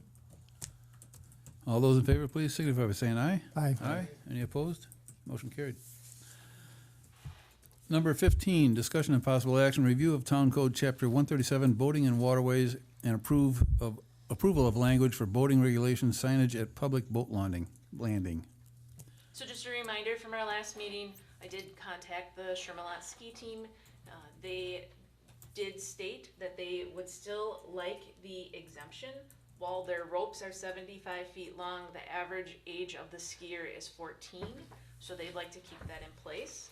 I think it would be difficult to only have the exemption on Arrowhead and not on Camelot or Sherwood, and I think it would also be difficult to just exempt them and not have the exemption for everyone else. So that was that state law exemption piece that was on the bottom that we wanted to have a little bit more clarity if that was still really needed, which Shermalot would still prefer that. It doesn't even say that it's for Shermalot, though. That's what my problem with it It's is. not. It is for all. Well, then, the way I read it is that as a private citizen operating a boat in open water, I can go within 100 feet of the shoreline at full throttle, and that's not the intent. Right, you can. As long as there's no docks or pier, you can do it. Yes. However, they're using they have went by there, they have a dock on the dam, and the dam is still 100 foot. That ordinance does not overwrite the dam 100 foot no wake. So that area, if that's where they're dropping them, that doesn't matter. That's incorrect. 100 feet on the dams is, That's state statute, I read it. It's in the statute. It's 100 foot from any dam. And it doesn't say just the dam, Well, the dam is marked anyways out there. There's It's a, state statute. Well, we're talking about this signage and not what Shermalot does, because Shermalot does a lot of interaction with the county. Believe me, I was on the board of Shermalot. We're not even gonna bark up that tree in this conversation. That's totally inappropriate. What is? That you seem to have an issue with the way that they're operating over there. No, not at all. I'm just saying, but if they're operating illegally, or we're telling them Not, because if they we're have telling them they go conversations with 100 the foot to county. the shore and they They have can't. their agreements. No, if we're telling them they can go 100 foot to the shore and they can't, then what good is it? We're not telling them that. What we're doing For is this. we're Look at county, adopting an look at the state statute. I think we should table this matter, and I'll get Wade Romberg at the next meeting, and he can explain what the rules are, what our options are for buoying stuff, because there's other comments out there that have come back to my office, and members of the community have texted me and asked when they're gonna get their buoy in their bay on Lake Camelot for Slow No Wake, and this thing is just exploding beyond proportion on these buoys, and I think the proper course of action, I'll reach out to Wade Romberg if we can get this on the next agenda. He's the resident expert game warden for northern Adams County, and you guys can ask him questions. I'm not familiar with those laws. I know that there's town ordinance that had 100 feet from the face of those dams, but I do believe The dams, it's just 100 feet from shore. I do believe that the only thing that covers, when we discussed it before with Wade, is the actual cement structure that's sticking up, not the entire shoreline. Definition of a dam. That's part of that. Yeah, you got, what's the So- definition of a dam? The whole thing's an earthen dam, Wow. so. The way That's this thing erosion. is worded right now, Jason, it's still confusing to me. Yep. I've been here for a long time, and I don't operate my boat within 100 feet full throttle. I mean, I stay out there unless I'm bringing a skier in or something like that. It might be a little different. But Shermalot knows they have their exemption, that's fine. I don't know why we need to go into more detail than that. Well, because other people want that exemption as well when it was put in place years ago, your And we families should that make are. the exemption specific to Shermalot. I don't believe Well- you can do that. You either have the exemption or you don't, but you couldn't make the exemption for one. You could make it for one lake, though. You could make it for one lake, Arrowhead. I believe, but you couldn't make it for a specific user. And I No, would it's not not how support it's making played. it for one lake. I think there's two options that I would support as your police chief. You either leave it as it is, or you withdraw the 100-foot rule and go back to like every other. You can't Area leave it as it is around because here. it doesn't fully explain the whole ordinance on that sign. Well, but it's never going to. It doesn't explain on the sign when I go to a lake and it says the walleye bag limit is X, Y, Z. It doesn't explain what all the bag limits are for every species. You have to read that in the book. And it's never going to. I mean, we have used, and Attorney Flanagan can correct me if I'm wrong, the sign is worded how it's worded everywhere else that uses this exemption, because it's coming right out of the statute book, the language that's on that sign. For the exemption, that's exempt it. correct. The other piece of this is that when we talk about what the language on the sign should be, Yeah. there is a minimum, all right? We need to put that exemption on the sign. We need to put our ordinance requirements on the sign.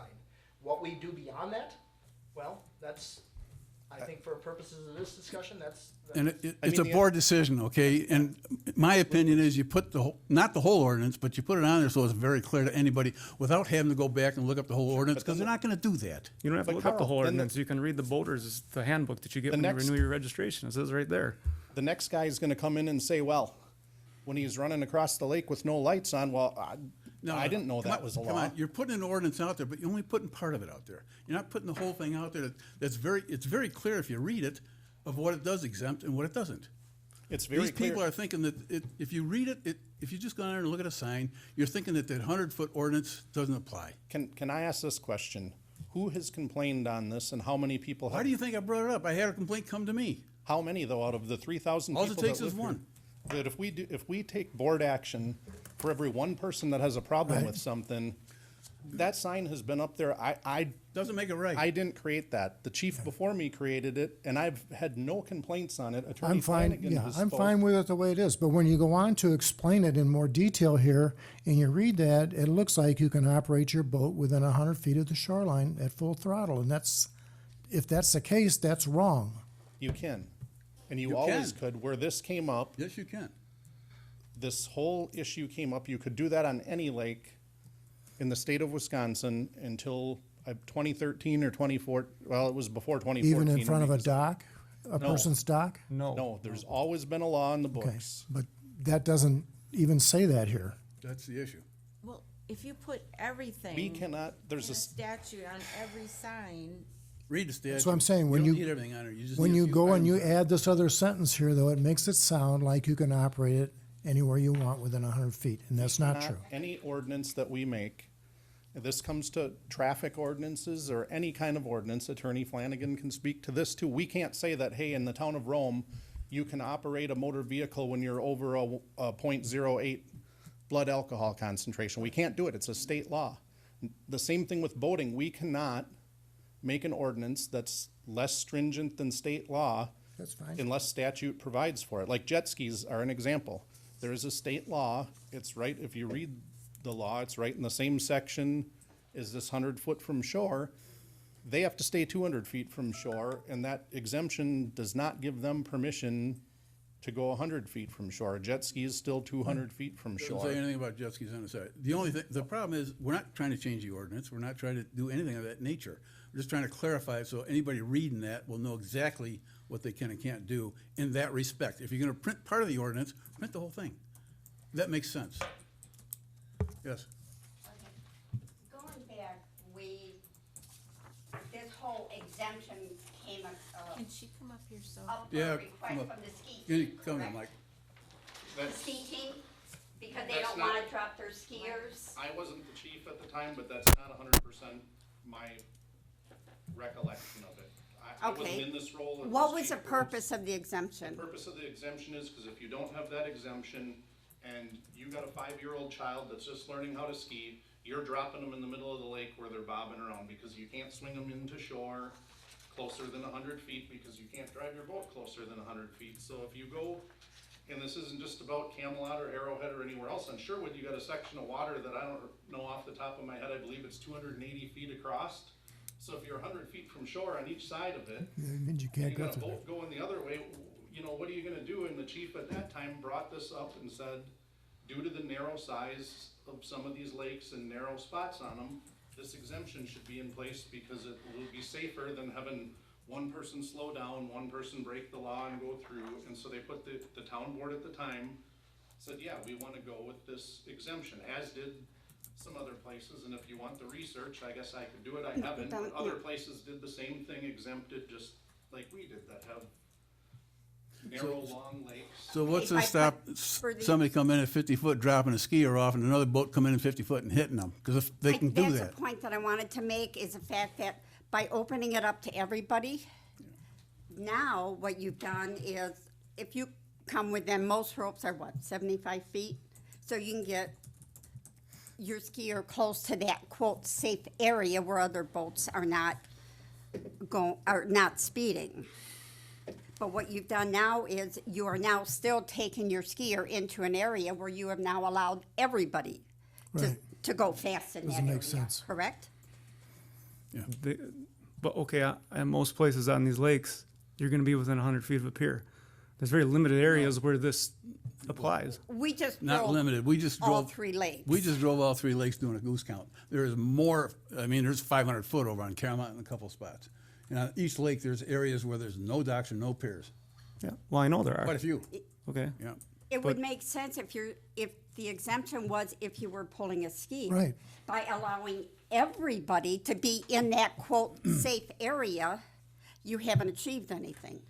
Well, you're gonna have Other other- than you're gonna shore have other erosion. places, though, like I said, on the narrows in Sherwood, if you got more than one boat going, somebody's gonna have to slow down to slow no wake to be in compliance with I know, that, 'cause I'm it's- just trying to make the point though that by opening it up because someone wants to drop a skier there, you're exempting everybody from it, so you're not really dropping that skier in a safe area either. And as Chairman said, I correct? have no preference, this is a town board decision, I've said it once, I don't care if it's repealed. Yeah. Totally, I mean, And I don't understand the argument you're trying to make because it's been this way for a long time now. There hasn't been boat collisions or anything like that, that's what I'm so. saying, I haven't got one complaint since I've been chief of Okay, somebody you just coming got in one. I gave you one. Saying I didn't It was from a, understand the sign. it was from a constituent here. They hit it with me last fall. I'm not for or against it. When your boat okay? patrol is We need out there, clarity. do they not stop people for going within 100 feet of a Dock dock? Pier, yes, They do. and they enforce So, that, yeah. correct. So there's a lot of docks around Lake Camelot. I don't know about the other lakes, but I can't see anybody operating within 100 feet because there's piers everywhere. And it There's a should lot of- say There are a that. couple stretches where you can Not- operate within Beach 100 feet, clubs. but it's very limited. Not many. Where you got the beach clubs and then, you know, there actually is a little more than you think. I mean, we were over on Arrowhead. Arrowhead's almost, it's open a lot. Sherwood's But if got a the couple intent areas. is to allow skiers to come and go, that's fine. It should say that, though. Yeah, well, But- I'm not And the for or point I'm against. making is, okay, so you want a safe area to drop your skier, but now you have also allowed every other boat on the lake to go into Right. that That- 100 that feet. shouldn't be So allowed. it- Well, and I think the other example, like I said, that Chief Gross brought up when this was put into place, is you got an area on Sherwood that you're gonna have everybody going slow no wake, because if you take and measure that distance across the lake in the Narrows, you're right within that thing, and maybe Steve knows exactly what that measurement is. I don't off the top of my head. I remember 260 or 280 somewhere in there. So if you had one pontoon going down the middle, everybody else that's skiing around the lake would have to go down to slow no wake and stop. So at that point, do you make that whole end of that lake slow no wake, or do you have a Well, then, maybe our ordinance needs to have more words added to it to reflect those The sign, situations. that's all I'm asking for. Take the sign, put it on there. This does not apply to, PWCs, because people think it does. And you still must keep 100 foot from docks and piers. That's all I'm asking. I don't care if we keep it or not. I just want a little more clarity on the sign, because the sign is not clear. And adding 2 or 3 more paragraphs, we're done. I don't care what's on the sign, but I just think. That's all I'm we're asking. a Can of worms with other stuff that we have in local ordinance and how it gets posted, and I don't know if our attorney agrees or not, but that's my feeling. And I get that you've had one person complain, but it's been posted since 2013, and I have yet to have a jet ski that's been cited for going closer than 200 feet from shore. I don't know if Attorney Flanagan. I would have no has- problem You leaving may the not sign have had them exactly the cited, way but it how is many have then. you seen? I've seen untold numbers going within 25 feet of shore. Seriously, I mean, they're out there. You can't be out there all the time. I understand that, but we're out there. We do see them. They do violate that. But what I'm saying is the people that we have cited, which is a large number, every weekend that boat patrol goes out there. Sure. Even before we had the exemption that could confuse people on the sign, you know, it's been 200 feet since I've been 16 years old and rode a jet ski that you couldn't be within 200 feet of the shore. Yeah. So those citations have been written since I started here on that boat patrol, and when we changed the sign to say what it says now, if people were confused and didn't know what the law was, that would be a perfect excuse for them to come into Attorney Flanagan and say, well, your sign says I can go wide open next to shore. No one has done that that's received. But I've citation. gotten one person. How many people do you think that one person has talked to so far? Well, I hope that one person straightened them out after you talked to them and said that's not the case, that they spread the correct He's still saying information. this is what the sign says. Well, then he doesn't get the law and he just wants to argue, because if you go back to the statute book, it clearly says you can't do that. So if he wants to So wait, spread all right, misinformation, okay, all right. that's It's a simple ridiculous. solution. We fix the sign. That's All a right, simple what do you solution. want it to say, Carl? What do you think the sign should say? Or Nick? Yeah, can I Already can explained maybe that. bring us back? So in your packet, at 2 meetings ago, and I think this meeting, you have a packet that has some yellow highlights on it. Mine doesn't have Yeah, yellow. they're not Oh, yellow. on the back. It's Yes. on the back now. Okay. Graved are. So now this is the content of the sign with yellow language being added language to the sign. Chairman, if I'm hearing you correctly, under that state law exemption part, you'll see that there is some language now added clearly that says other than personal watercraft. P.S. Yep. So that part is That's good. of your comment is there. Technically, we can also leave that other part on the bottom if you'd like, the all other state voting laws. We can include at the top the dock piece. Yep. That would make clear. Yep. And at that point, I think it reflects everything that's been discussed this evening. That's all I've asked for.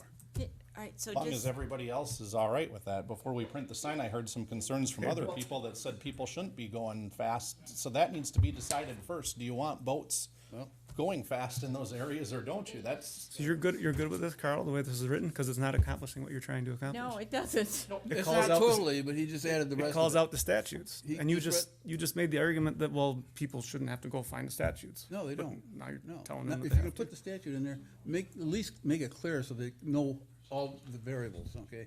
What the sign basically says, look at the green sign on there. It says you can go 100 foot from I know shore. what's on the green That's sign. all it says. Yeah, it's Less than 100 confusing. foot. Go have at it. I Whether think it's a just dock or leave it pier, like it it's is, about a dock or pier. or That's explain all I'm it asking. further. But Or do we just limit it to one lake, or take it away altogether? we do, again, old sign, potential new language, we do explain it further to say other than personal watercraft, and do have the personal watercraft up above with the 200 feet. But you don't say anything about the confusing part, which is unless you're within 100 feet of any dock, Which we pier, can raft. add. That can be added We'll at the add top. that if at the you- top. If you wanna add Add that that to the top. Yeah, Yeah. And I don't, Then it's clear. whether we put it, combine it with number 4 and make it a separate item, but we could add the dock and pier language. good. Bring it next time. We good? We good? I can't wait till we Yeah, talk that- about wake boats. Well, that's all I, What about the ones that fly with little Click jet this thing things off. on the bottom? again, that's my concern before the sign gets printed, is that what you guys want Let's is the bring it up intent? next. Because let's there was bring it some up next comments time and, about, yes. Yep. That's all I'm looking for. Good. we want Clarity. the warden here, We don't need them. I mean, yeah, cause that's. that pretty other clear. thing, You're putting- that's between you guys and if they go 100 foot in the dam, and that's up to you guys. I mean, I read a state statute, and we'll have Nick look into it, but There's a buoy there. over there anyway, so I don't. Great, Not Nick, all of thank them. you. And will you add a line that says, "and won't cut off Lori's fishing line and bobber"? and Bob, with the buoy, the no-wake buoy, you gotta stay 100 feet away from that. Right. So if there's a buoy in front of the dam there, they're gonna be at least 100 feet away from the dam. The county Probably stopped 200. putting those in. There's one out they- there somewhere. I just saw Well, one. they did.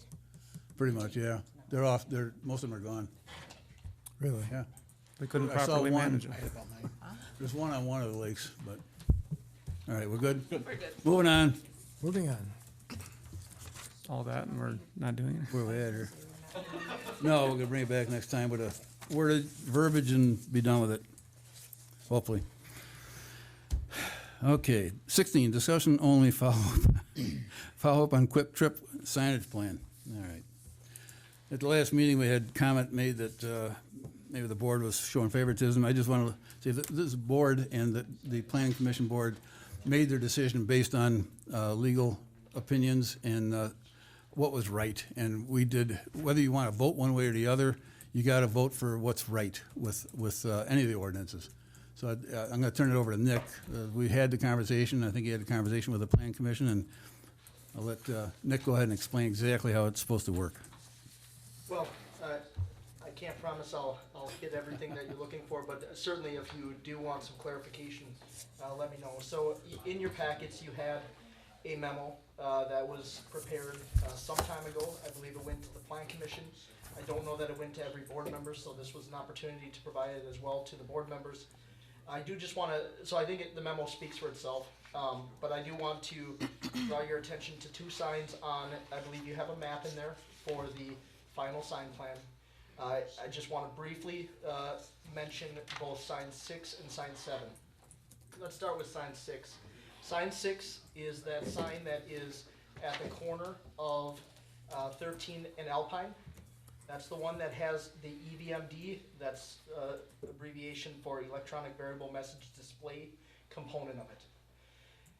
What happened with that? Our ordinance requires that with EVMDs, it requires a plan commission conditional use permit. That went in front of the plan commission as a conditional use permit, where the plan commission held a public hearing, reviewed the proposal for the EVMD, and approved the EVMD, electronic variable message display component, with the condition that the remaining part of the sign come into compliance with our ordinance. Sign 6 is in compliance with our ordinance. There is no issue with sign 6, and I just want to make sure that that's clear, that the plan commission reviewed that, approved the electronic variable message display component with the condition that the remaining part of the sign be brought into compliance with the ordinance, and it was. Sign 7 is the other sign that is located along 13 up on the hill. I want to be clear, and I think it was clear in the memo, but I want to be very clear with anybody that's listening as well, that that sign was considered back in 2002 as a variance by the Board of Zoning Appeals.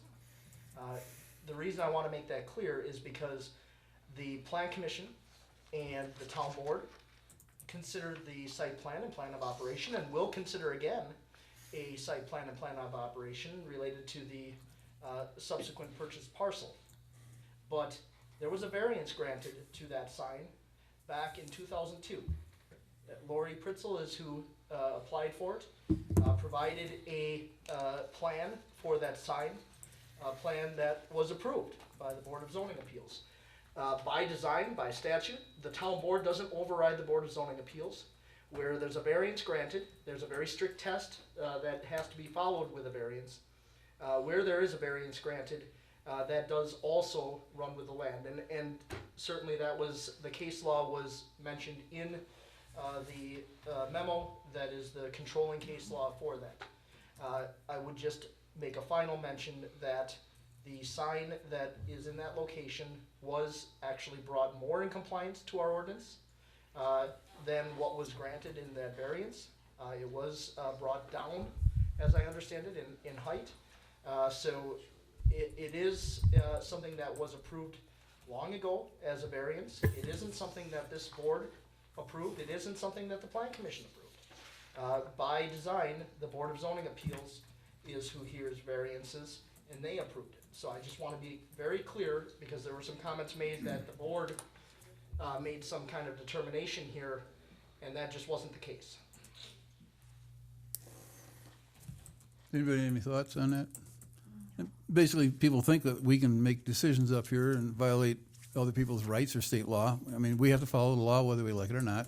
If we vote against something that we have a legal right to do or perform, we can lose.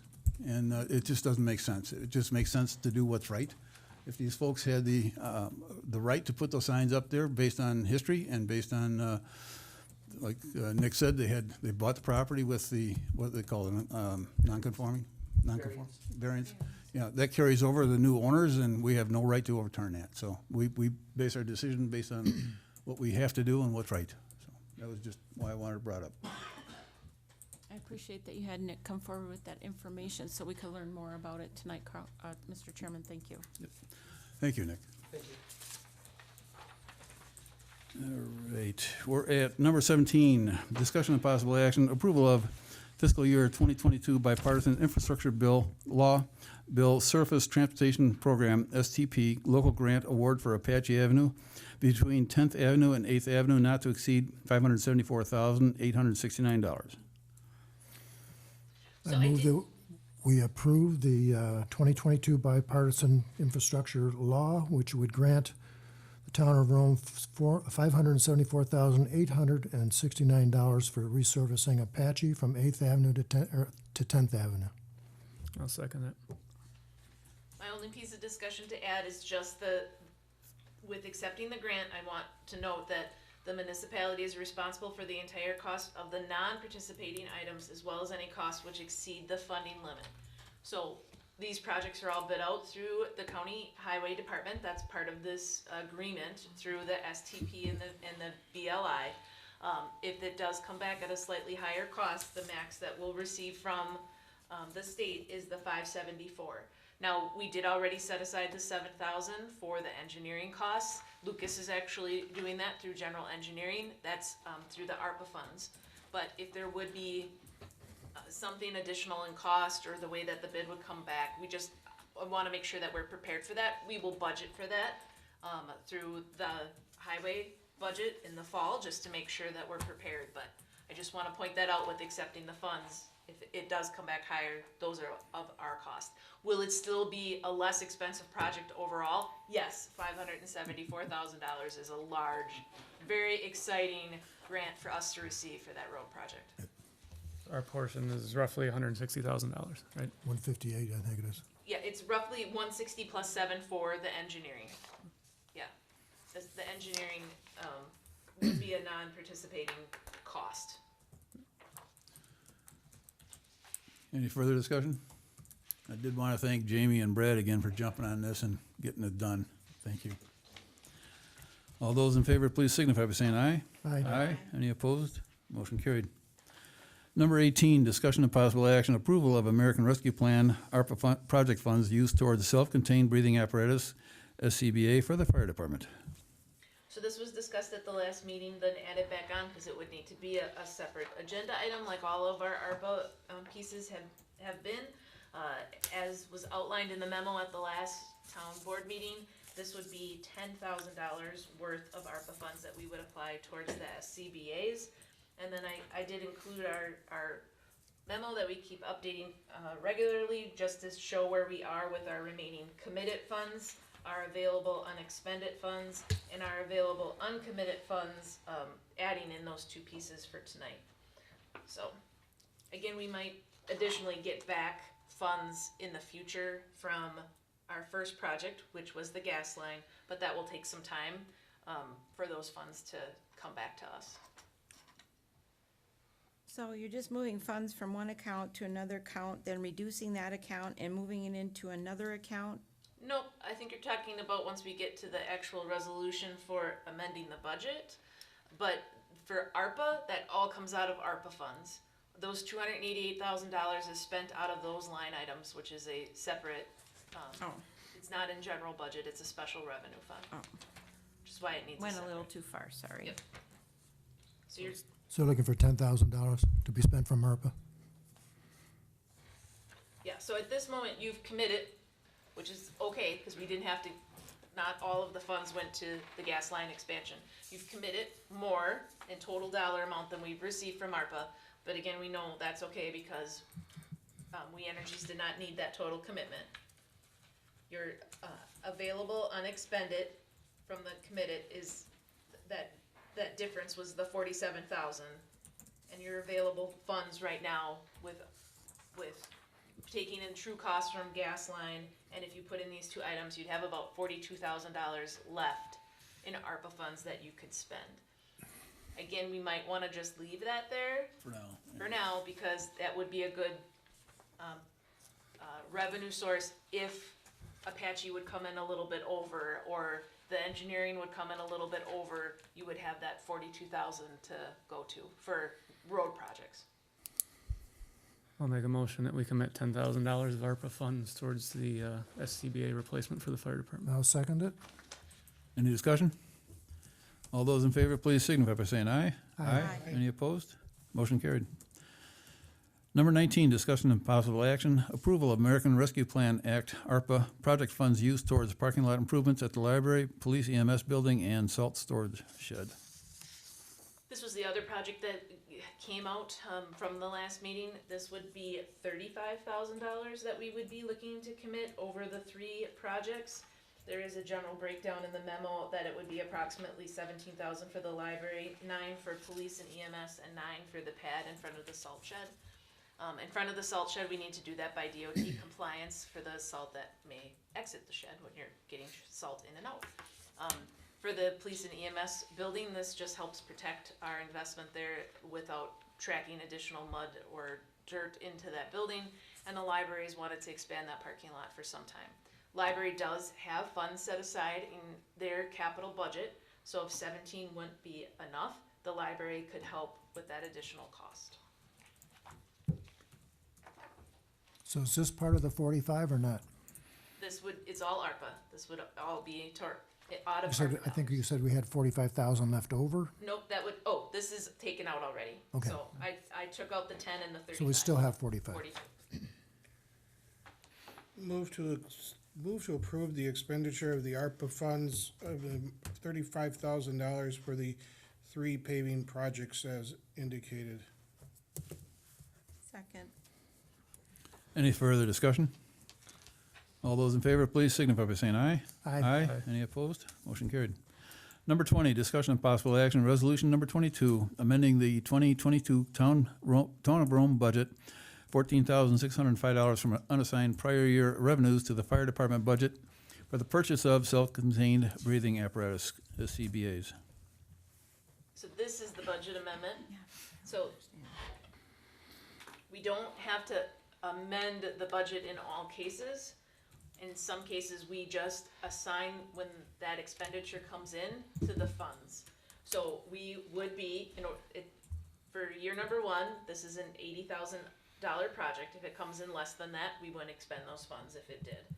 But it would be $18,500 from our general capital improvement, $18,000 from the fire 2% dues, $10,000 from ARPA, and then the fire department would have to provide it was less than that in the memo you were provided, but they have received to date $18,885 of other funding sources, grants, 2 grants is what they've received. So that lessened the amount of unassigned fund balance that you would have to use towards this project. So you're taking 14,605 from unassigned fund balance, you're moving it into the fire department, essentially in prior year unassigned balance, and then expending it in their capital, because these would be capital replacement items, a capital cost. Just to be clear, the resolution is really just for the moving of the unassigned fund balance funds. I just put in all that other stuff because it's good to keep it in there where the rest of it's coming from. Just sounds like you're moving it around off. Motion to approve the resolution number 22 to amend the 2022 Town of Rome budget 14,605 from the unassigned prior year revenues to the fire department budget for the purchase of self-contained breathing apparatus at SCBA's. I'll second the motion. Any further discussion? All those in favor, please signify by saying aye. Aye. Any opposed? Motion carried. Number 21, discussion and action, approval of various appointments to Town of Rome committees and commissions. Penny, help me out on this one. Ivan Holtz, I bet. Ivan Holtz. Ivan Holtz, Grants Subcommittee, no expiration. Do we need a motion? Okay, I'll move that we appoint Penny Eisenholz to the Grants Subcommittee with no expiration date. I'll second it. You're really signing them up for life, aren't you? Any discussion? All those in favor, please signify by saying aye. Aye. Any opposed? Motion's carried. Number 22, discussion and possible action, approval of Class A combination retail liquor licenses for the period of July 1st, 2022 to June 30th, 2023 for, Dalgan Corp. LLC, was it? Dollar Gen. Okay. LLC, doing business as Dollar General Store, number 16744, 229 State Highway 13 South, Nakusa, Wisconsin. JWS Beverage Catering and Rentals, LLC, 392 Leeds Court, Nakusa, Wisconsin, 54457. And Quick Trip, Inc., DBA Quick Trip, 1218, 251 State Highway 13 South, Nakusa, Wisconsin. Can we do these sequentially, or do you need them individually? You can do them all together unless you wanted to pull any of them out. Let's do them all together. Your motion can approve them all together unless somebody wanted to take one of them out. Okay.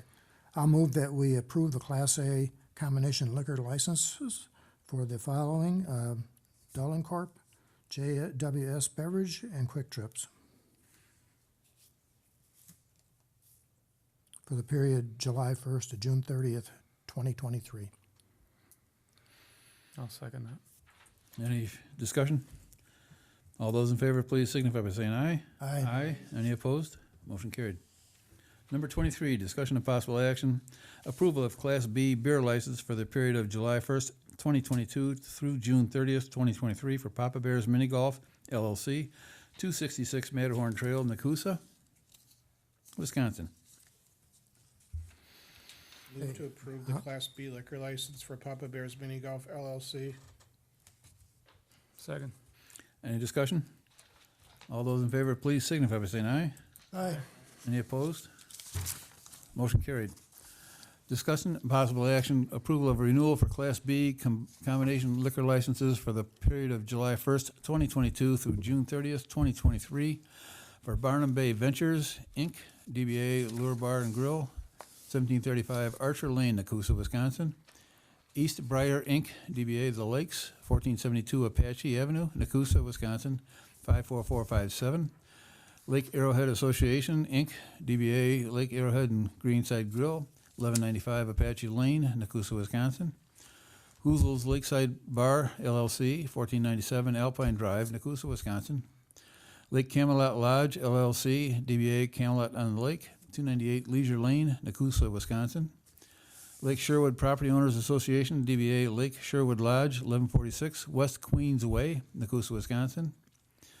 And Sand Valley LLC, DBA Sand Valley Golf Resort, 1697 Leopold Way, Nakusa, Wisconsin, 54457.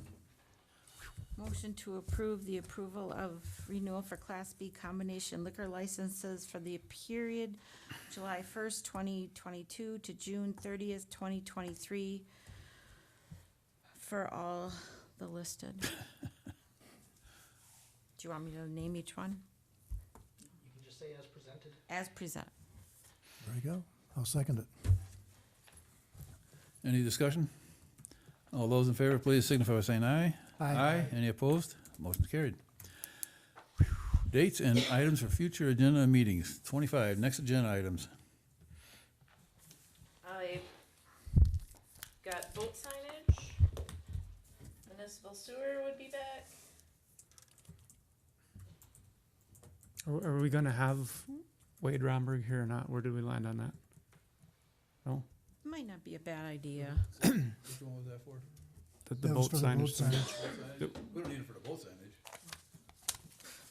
We don't. I mean, we just need to clarify the boats, that's all. And I think Nick already figured that one out. Okay. My question I, was the dam, but Lisa's fine. I'm gonna stick my neck out on the line here. We need to have a serious conversation about, wake surfing on our lakes. That's a whole different subject, though, right? Yeah. That's fine. We do. Can we put it on next agenda, wakeboard We surfing? can, I mean, it was limited, but I had presented it to Tri-Lakes first. Tri-Lakes said they wanted to see it first, so. It can go both ways, but there's Well, let's talk City of about, Mequon- let's Mequon passed an talk ordinance about it, already yeah. on the river, so. Yep, I Oh. think we go down the route of perhaps getting an advisory vote or something from our residents. So that, From an advisory from whom? from our residents, Yeah. that's my thought, but let's talk about it at the next meeting. Open So discussion. then maybe it Discussion, wouldn't no hurt to action. have that Yeah, gentleman here. as discussion, no long as- action. Sorry. Discussion, no action. How would you have an advisory from the residents? A vote, you mean? Mm-hmm. Citizens should have some input. It's their lakes. That's fine. I was They- just wondering how Oh, he but was, I agree, right, Bob? No, are I'm we just, talking a vote or are we just talking a discussion? No vote, discussion. but then back You're to, asking a different question. yeah, we're all kind of chiming in. but- Clarify it then, will you, Dan? I'm suggesting that we get an actual vote from the citizens on should the town of Rome pass an Referendum. ordinance, basically a referendum. Okay. But that's the path I'm going, because this is a hot topic. Let's This is gonna be an talk ugly about it one. next meeting. So let's talk We'll about it next discuss it. meeting. Part of an overall agenda item. But Yep. back to what I chimed in is maybe it wouldn't hurt to have that gentleman here as long as we're talking about it. Maybe I don't know. signage, or maybe that's Let's find out, premature. let's get the discussion going first and then we'll go from there. Yeah, We'll see what let's- our needs Area are. of expertise is wake boats, that's fine, have him here. If not, if he's just gonna talk about signage, Yeah. we don't And Oh, need. but sign- maybe he has some input from other lakes and what they're experiencing. not That's much. all I was thinking. There's not much. Oh, Let's okay. get a direction and like Dan says, we can talk to the residents too and see what their thoughts are. We might be in left field for all we know. We also want to just give an update on Quick Trip's closing of the sale of that additional property within the Rome Town Center. Okay. Can I get a motion for adjournment? Next date, meeting and time? Yeah, you gotta throw it in there. So, again, just a reminder, Board of Review, 6/8, noon to 2. If you're not gonna be there, please make sure that you let us know, because we do need a quorum. You do have to be there for the whole 2 hours that we hold it, but that's the last day that we can hold it, so Yeah. it's What's the just time again? important. It's Wednesday, June 8th, noon to 2. I will be here. I'll be here. Abstain is gonna be here, Lori's gonna be here. I'll be here. I Okay. cannot. I'll be there, I think, June No. No, okay. 8th, yeah, I'm there. Then our next board meeting date and time, June 16th at 5 PM. I just scheduled 6 hours of school meetings for that day. Darn, I could've gotten by with 1 2-hour meeting for this. Did you get any updates on, where they're at with Tina, with the naming or of the roads, Can I mention that now? Is that okay? or can we, I mean, cause I haven't seen any emails or Why anything. don't, we can maybe, I can put that in as an update only for the next meeting, but Oh, have you heard something, or? Yep, mhm. Oh, Yeah. 'cause I thought you were gonna keep me in the loop on that, and Carl. there isn't a whole lot to report at this moment, but we're moving. We're And then when are we forming our starting a sub- work group? Yeah, Carl, are we adjourned When's yet that or not? coming? Huh? Are we adjourned or not? no, Oh, yeah. I can just do it under our. I tried, regular but she updates, interrupted The me. non-informational updates. And then Okay. when are we starting a work group? We're working on getting dates now from. Need a City motion? when it would- Yeah, I need a perfect, motion, okay. need a motion for Move that we adjournment. adjourn the meeting? Second. All those in favor, please signify by saying aye. Aye. Any opposed?